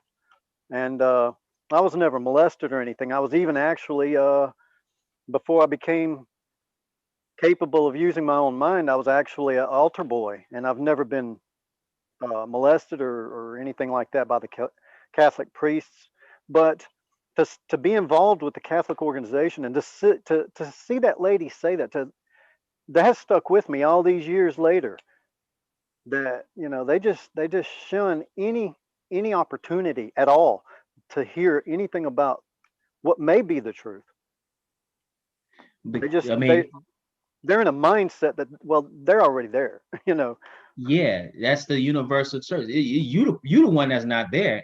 From their perspective, right? Salvation is only through the Catholic Church. So whatever you talking about, you just like you use the word rebel. These Protestant faiths, they rebellious. Right? If you think about it, they were putting forth an Inquisition, right? That's true. Yeah. Yeah, several Inquisitions, and still have it. That's what Pope Benedict. He was in the office, the head of the office, what used to be the office of the Inquisition. They changed the name. But if they don't believe in the authority of the text and the Montelior or something like that. I forget how that's pronounced. Where they had extreme persecutions and killings from Catholics going out killing people because of they weren't involved with the Catholic organization. Yeah, and so you could understand how once again that type of thing is gonna take place. Oh yeah. Mm-hmm. I don't know if anybody else had anything before we close out. Yeah, I got you. Oh, go ahead. Yeah, I remember I came into the truth because you had taught me in school. I was in the 10th grade, it was composition. And I remember reading some stuff in the Bible and asking you what was it about? Because I didn't understand what it was talking about. And then I remember you took me to that verse with Philip and the eunuch. And you was asking me that I understand what I was reading. And then I was like, no. And then I remember you had given me those scriptures about the water in heaven. I don't know if you remember that. No, I don't remember. You had given me those I scriptures. mean, I remember talking to you, but I don't remember exactly. Yeah, you had given me some scriptures about the water in heaven. And so I remember going back home, reading those, and then coming back the next day, just asking a whole bunch of questions. And so that's how I came into it. But I didn't a lot of stuff I didn't understand until like I had got to college because I was studying a lot more. And it started to make a lot more sense after. Because when I would come home, I just watch videos. I just watched the Israel Teach channel all day. And I didn't understand what was going on at the time. But then when I was sat down and I was reading, and then I forgot what the Israel of God, they had like PDFs on a website with a whole bunch of different stuff on there. So I used to look at those too. And that's what helped me understand a lot better. But yeah, that's how I came into it. Yeah. And anybody, I always had the rule, anybody that even today, like students, anybody that asks me a question, I'm not gonna sit there and not answer it. Yeah. It was a whole bunch of questions. I remember that. Yeah, and that's really how you know somebody's, because when you're talking to somebody, a lot of times people, brothers in general, specifically, we got a zeal and we want to teach somebody, but we ain't paying attention that they ain't trying to hear it. We so busy trying to teach and we don't understand. They're not trying to hear it. When somebody's trying to hear it, they will ask you questions, and they will continue to ask you questions. So that's a sign that somebody wants to hear. Now they may be asking you questions just to try to combat what you're saying because they have their own agenda. But if they keep asking questions, even with that, and if they're sincere, they'll realize when it comes to the truth, what they talking about don't hold up. Right. And so if they're sincere, they'll have to conform. Like the brother said, I kept looking at it to try to find something was wrong with it. I kept looking and couldn't find nothing. Right? He was looking at it, and he was sincere and say, hey, that's the truth. You see what I'm saying? So yeah, but that's to the brother, that's just a tip. Like if somebody's really trying to hear it, they will ask. They will ask questions. I remember coming into the truth, I was in college and man, I called my father, man, it'd be 4 o'clock in the morning. Don't y'all do that, but asking question after question after question. I'm and it don't matter, it's 4 o'clock because I'm up till 5 reading, and y'all, it's back then you listening to you listening to tapes, you listening to tapes, rewinding, tapes. You got to do a little thing. Yeah, back then. You show somebody, a kid that day, like, what is that? Right? I was listening to tapes and just doing a whole lot of reading. And one of the things that a couple of brothers said prophecy. I know Brother Joshua, that was one of the things that oh man. Israel too, but the prophecies blew my mind. That's why I stayed in the prophecies. That's what got me. I mean, I stayed in the prophecies. Yeah, me too. I had to get that down. I stayed in that. Even as a Christian, I knew that some of the things that they were saying was right when it came down to prophecy. Some of the things like from the book of Daniel, some of those things and about the Messiah. I didn't hear like anybody had any of that right. I never even heard about the desolation. I didn't have nobody had anything right on that. I was in a bunch of them. You know what, brother? I'm always shocked, not shocked, but I'm always taken aback, I guess, by the brother. Y'all read so much in the false church. Like I didn't read. I mean, when I say I didn't know anything, I was just dumb. Like I didn't know anything. I didn't read anything. I never thought about it. I'm always taken aback when I talk to people and they say, "Oh yeah, I knew this. I was reading this." Like the brother even said, he said that 3 days and 3 nights never made sense to me. I didn't know nothing about no 3 days and 3 nights. I knew something about an Easter. That I better be at church on Easter. That I was going to pay less to get some Easter shoes and to get a cheap suit from J.C. Penney. Them shoes was gonna tear up in the next week. They was good for one wear. I had to memorize that Easter speech. Sometimes my mother made me play the piano at the church on them days. I couldn't stand that. That's all I knew. But as far as some doctrine, I didn't know no doctrine. I didn't know nothing. Brother, was you saying something, brother? Brother John. Oh yeah, I was gonna say that's the Baptist churches is kind of like that. They have that style where they preach just a few verses and then they just go off into something else. Yeah. But I used to listen also to a lot of radio. That was how I really took the Bible serious. Radio. Yeah. That's how I took the Bible serious. When I took the Bible serious, I was hearing radio preaching, and some of the guys, they would do verse by verse, but going as far as they would talk about the book of Daniel, but going as far as who Israel was, I didn't know anything about that. And going as far as breaking down the sequence of how things was going to transpire, I didn't, they wouldn't hit on that. But going as far as like Alexander the Great and some of those things, like, they knew that history, and they was able to put that together, but not all of it. You know what I'm saying? Historical prophecy. Right. Yeah, that historical part. But going as far as Israel and things like that, I ain't never heard nobody break that down the way I've heard you break it down. Have been the sequence, breaking things down like that.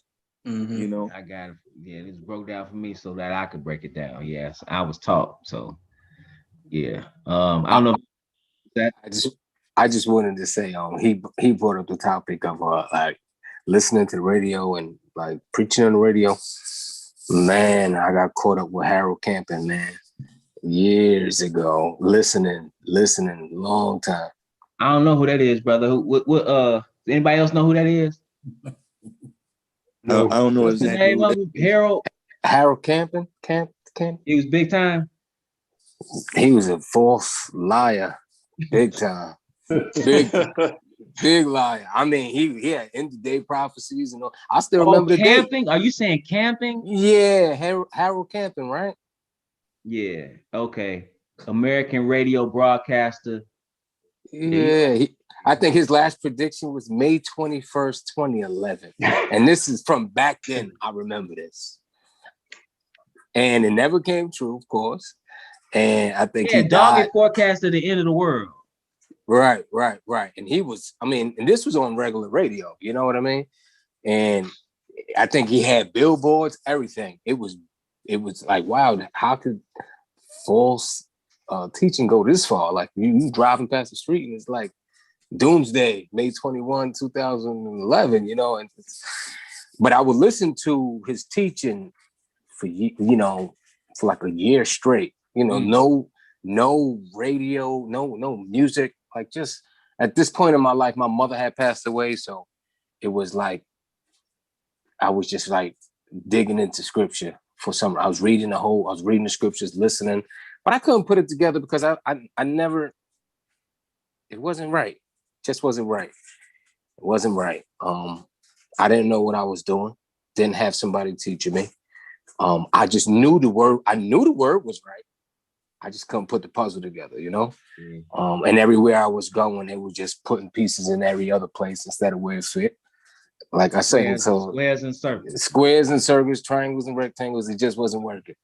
So yeah, all praise to the Most High, you know, he finally put this puzzle together. So and it's not complete, but I know what it takes to get salvation. And that's the most important part. All of, you know, prophecy is a beautiful thing, and it's a blessing for anybody to know it. And in order to even like know the gospel, you have to understand prophecy, right?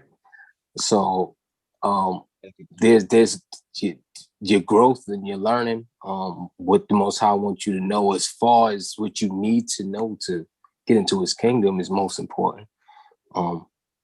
And I just thank the Lord for that. But Harold Camping messed me up, man, for a long time. Yeah. Long time. I was thinking about Brother Elvin when he was talking to, he said Jehovah's Witness. I'm like, man, they got so many false prophecies about the end time. It's ridiculous. It's like, how do you keep, man, I couldn't now.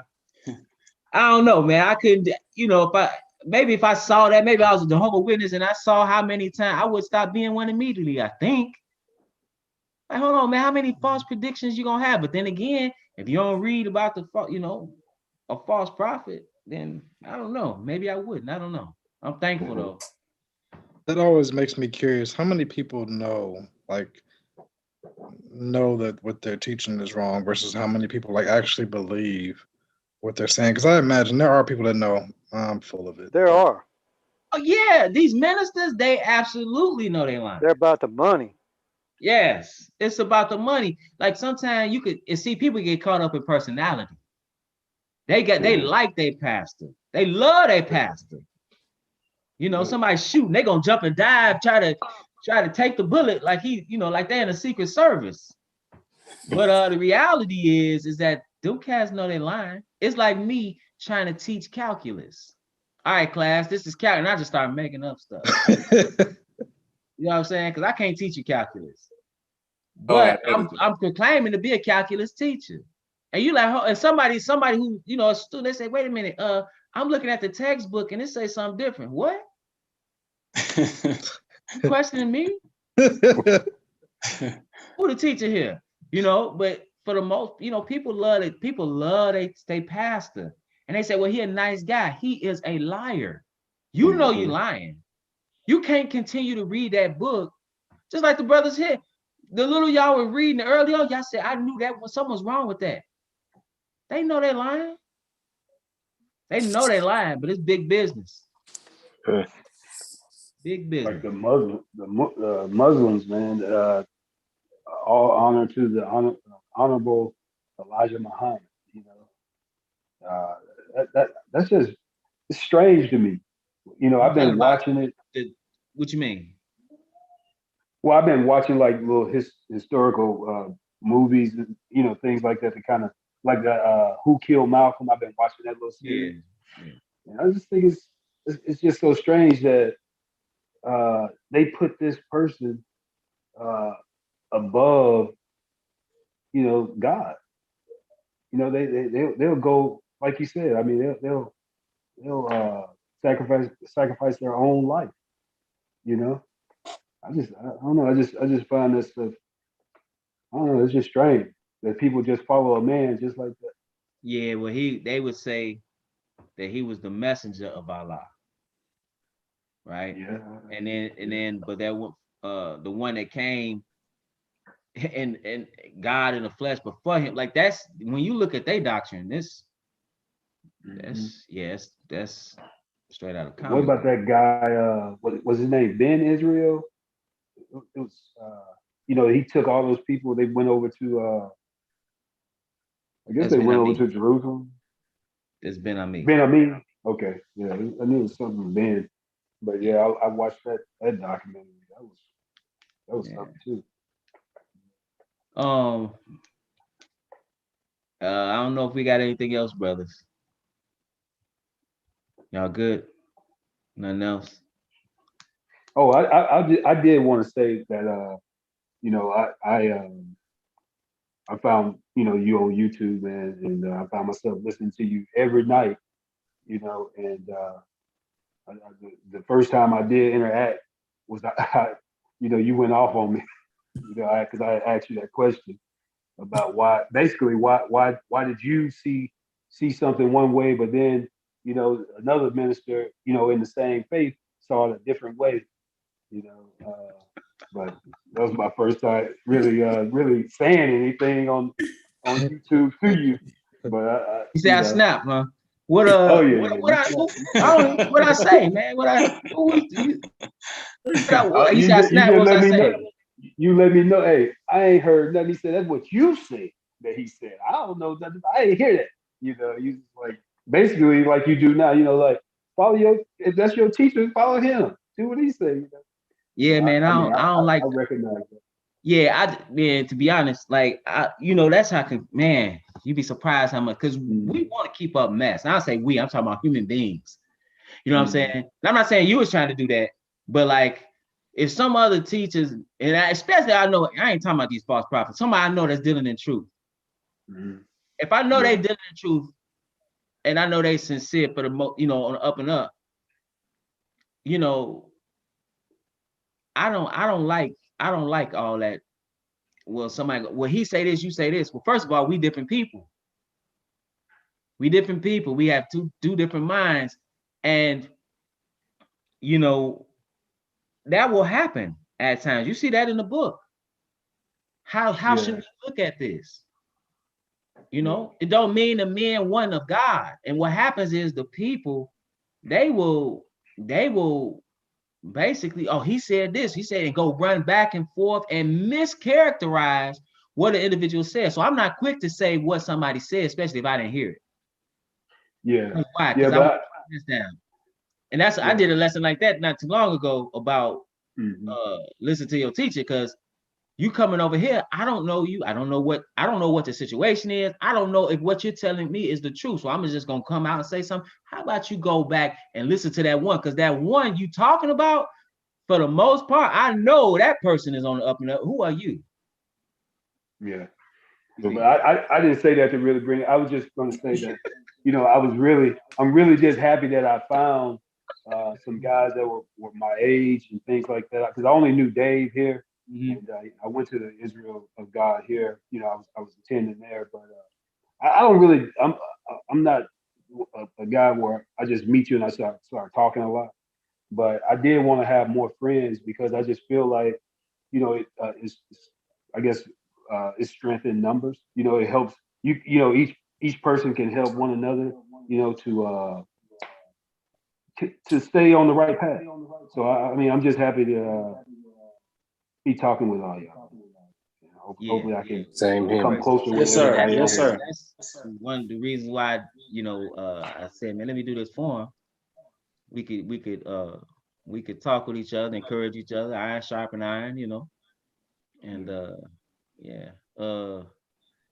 this brother Wayman came on here. You Y'all see this brother. Brother yeah. Brother My son showed me how my son took me to settings and set it up so that I can be heard and sing. So okay. That's funny, man. I was like, I saw you on, brother Austin texted me. I'm like, I didn't see him. Then I saw you come on. Oh, now I'm an echo. Hold on. Hold on. All right, brother. You know the topic, brother. It sounded like you were talking about how you came into the truth. Roughly something how they came into the truth. You got something to add? Because we was about to close out unless you got something to add, brother. It was good hearing everybody's story. And a lot of my story was similar to that. I remember coming to your house, your dad had sent me to your house to work on your system, your air conditioning system. And I was telling you that, hey, there is Jesus, there is no J. There was no J. And so you couldn't have had Jesus. You said, yeah, brother, come to this class and you need to come to this class.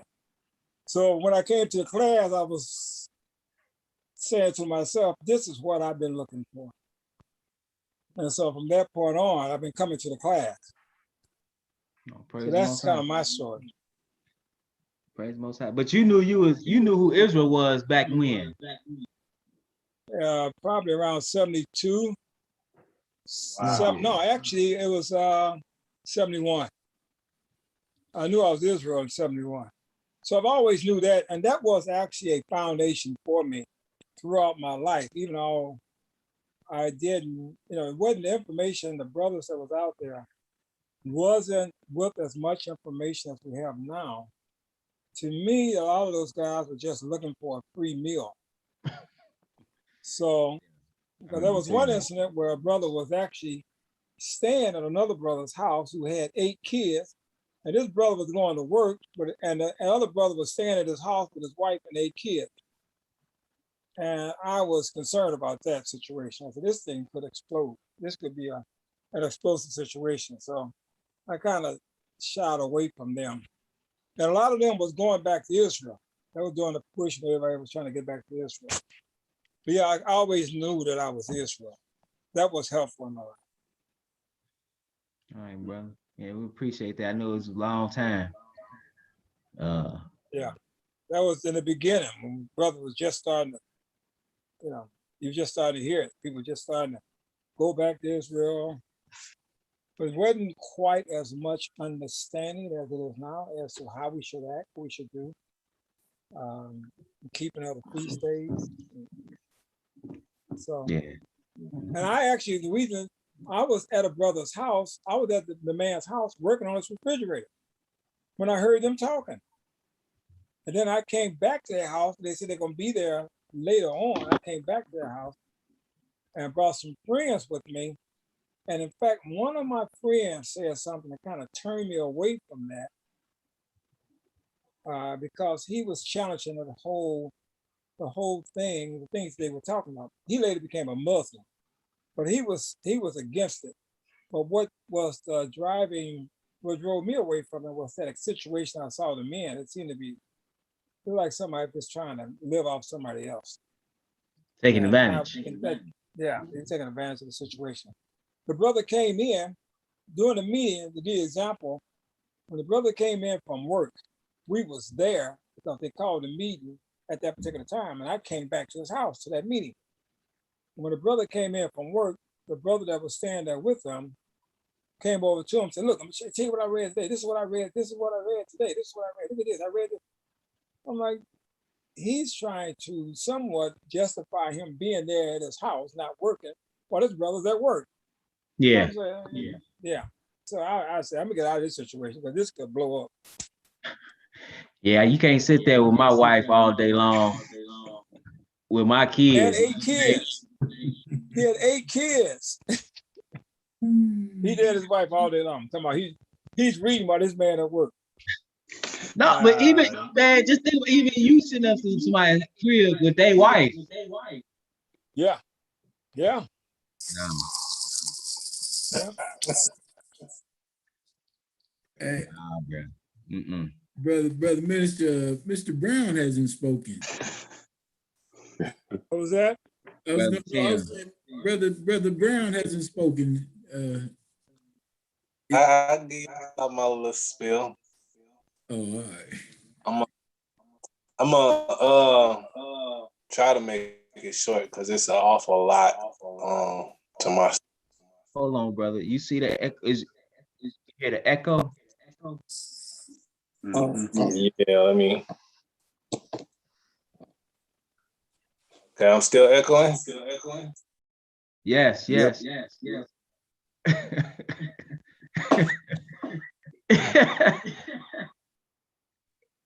I think that's coming from Brother Wayman. Oh yeah, that's Wayman. Let me mute this brother. Hold on. Put you on the spot. Brother. All right, Tim. Brother Tim, try it now. Okay, what's up? I think you're good now, brother. It's good? Yep. Okay, so I grew up in a church. My mother actually started a church. And she started at the house in the living room on Sunday morning. And she did that for maybe about a year, and my dad was able to come up with some money to get her a building, and so your dad bought her a building to be the head pastor. My mother. Yeah, my dad, he pretty much kind of ran the business, I guess. He got her on an AM radio station. He did all the recording and set up all the sound system, and he bought some instruments, some drums and pianos, and like some teenagers around the neighborhood used to come and they used to play the instruments. They do the praise and worship team at the house, and he bought all the instruments and stuff for them to play. So and he ended up getting her a building where she ran for a few years, and I was just kind of there. You know, I was like you. I sit in the back, not really paying attention to nothing. I was just there. Yeah, and I never really thought about it. I never really thought about church. It was just a thing to do on Sunday morning. When I went into the service when I was 19, and I got shipped off to Iraq my second year in the service. I was 20, and my mother had bought me a Bible, and she highlighted a lot of the Proverbs and Psalms, and she told me to read. And when I was overseas, I might have picked that Bible up one time, and I read a few of the scriptures that she highlighted, and I didn't really. It kind of felt like I was reading like fortune cookies, like the scriptures that she read. They were just like encouraging stuff, and it didn't really do nothing for me at that time in my life, you know, for where I was at, and I put it back down. So when I came home, I was going through some PTSD when I came home, and few years had passed by, and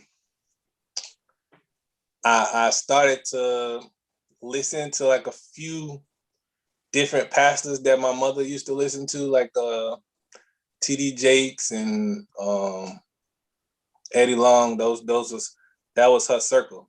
She would go to like all of the big conferences. They had the Woman Thou Art Loose conference. She went to that, and that was her circle. Okay. So I listened to a little bit, and I kind of realized that they was kind of teaching like the same style she teaching, just this kind of, you know, cookie cutter, encouraging power, gospel of prosperity type thing. And again, I never really cared to listen to any of that. And one day, one of my friends from high school, he joined one of the Israelite camps in Atlanta. So he was, you know, on his thing. He was wearing his fringes and, you know, saying this and saying that. And one day he was on Facebook just ranting about Esau, the white man. You know, Esau this, Esau that. And I looked at it and I realized I didn't know who or what Esau was. Like I never even heard that word before. And I'm thinking, you know, like why I don't know. I call myself a Christian, like why I don't know what this is. So I went on YouTube. I searched up Esau. I watched this little cartoon about Jacob and Esau and kind of got like a little overview of that story. And that's when I realized, I said, man, I don't know nothing about the Bible. Like I don't know nothing. And I was like, man, I need to sit down and read this. And that's when I went into the book of Genesis, and I read the whole book, and then I listened to the audiobook. And I went back and I looked up Esau again, because I'm trying to piece together, like, why is he saying Esau the white man? Like, what is that? So I came across your lesson about Esau, and I watched it, and it made sense. And I sent it to him in a text message, and man, he went off on me, and he didn't even watch it. He said, "I don't care what the brother talking about. I did my research, and Esau is the white man." And I said, "Wow, okay." And I wasn't in a position to debate or negate. I wasn't even trying to do that. I was just I saw something new, and I was trying to share it with him. And so I said, okay. I took a step back, and I just began to listen to you more frequently, listen to you more often, and things just started to make sense. And I was listening to some of those brothers from those camps as well, and hearing what they saying and reading at the same time, and seeing what's real and what's not real. And I see a lot of those brothers have a lot of anger and just a lot of anxiety, where it just comes out incorrectly, where sometimes you can't even receive what they're saying because of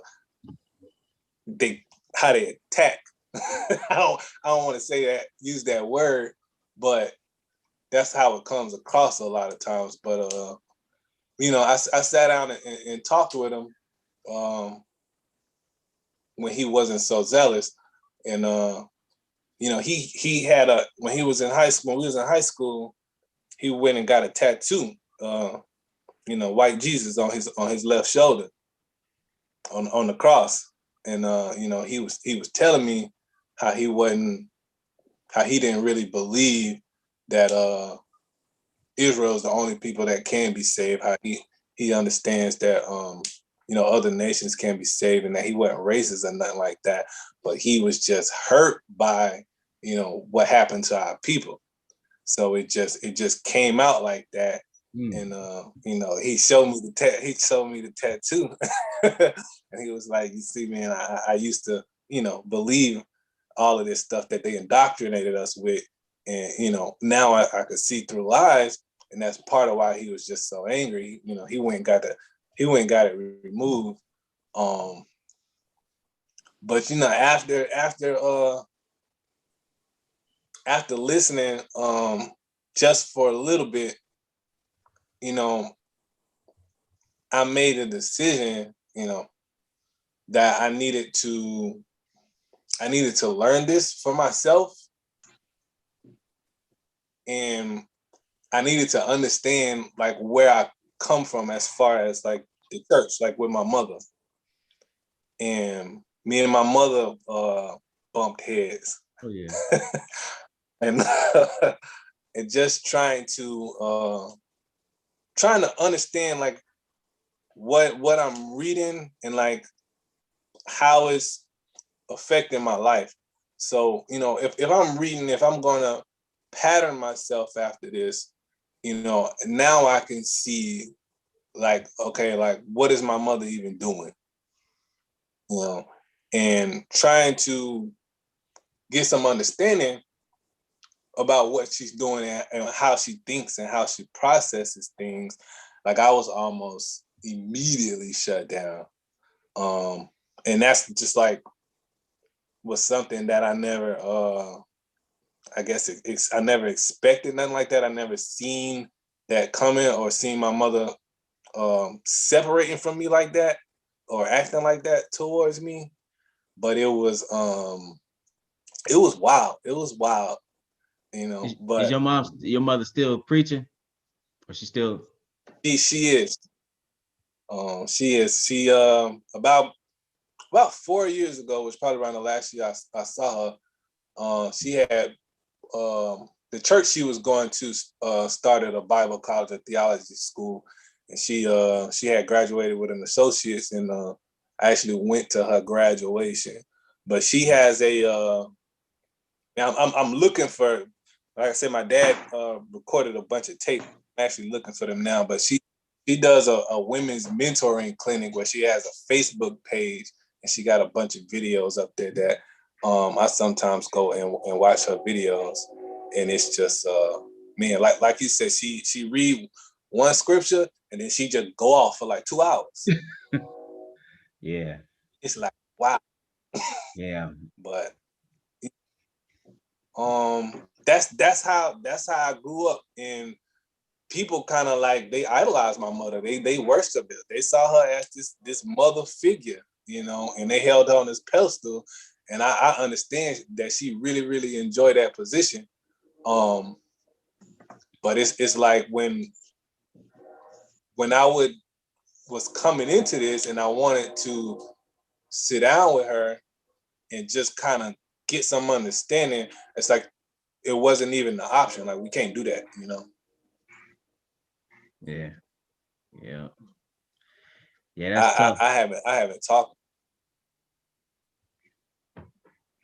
Yo. What was you saying, brother? Yeah. Yeah, it's been a minute. Yeah, I was just saying, like, yeah, it's been a minute since we even talked. Yeah. So.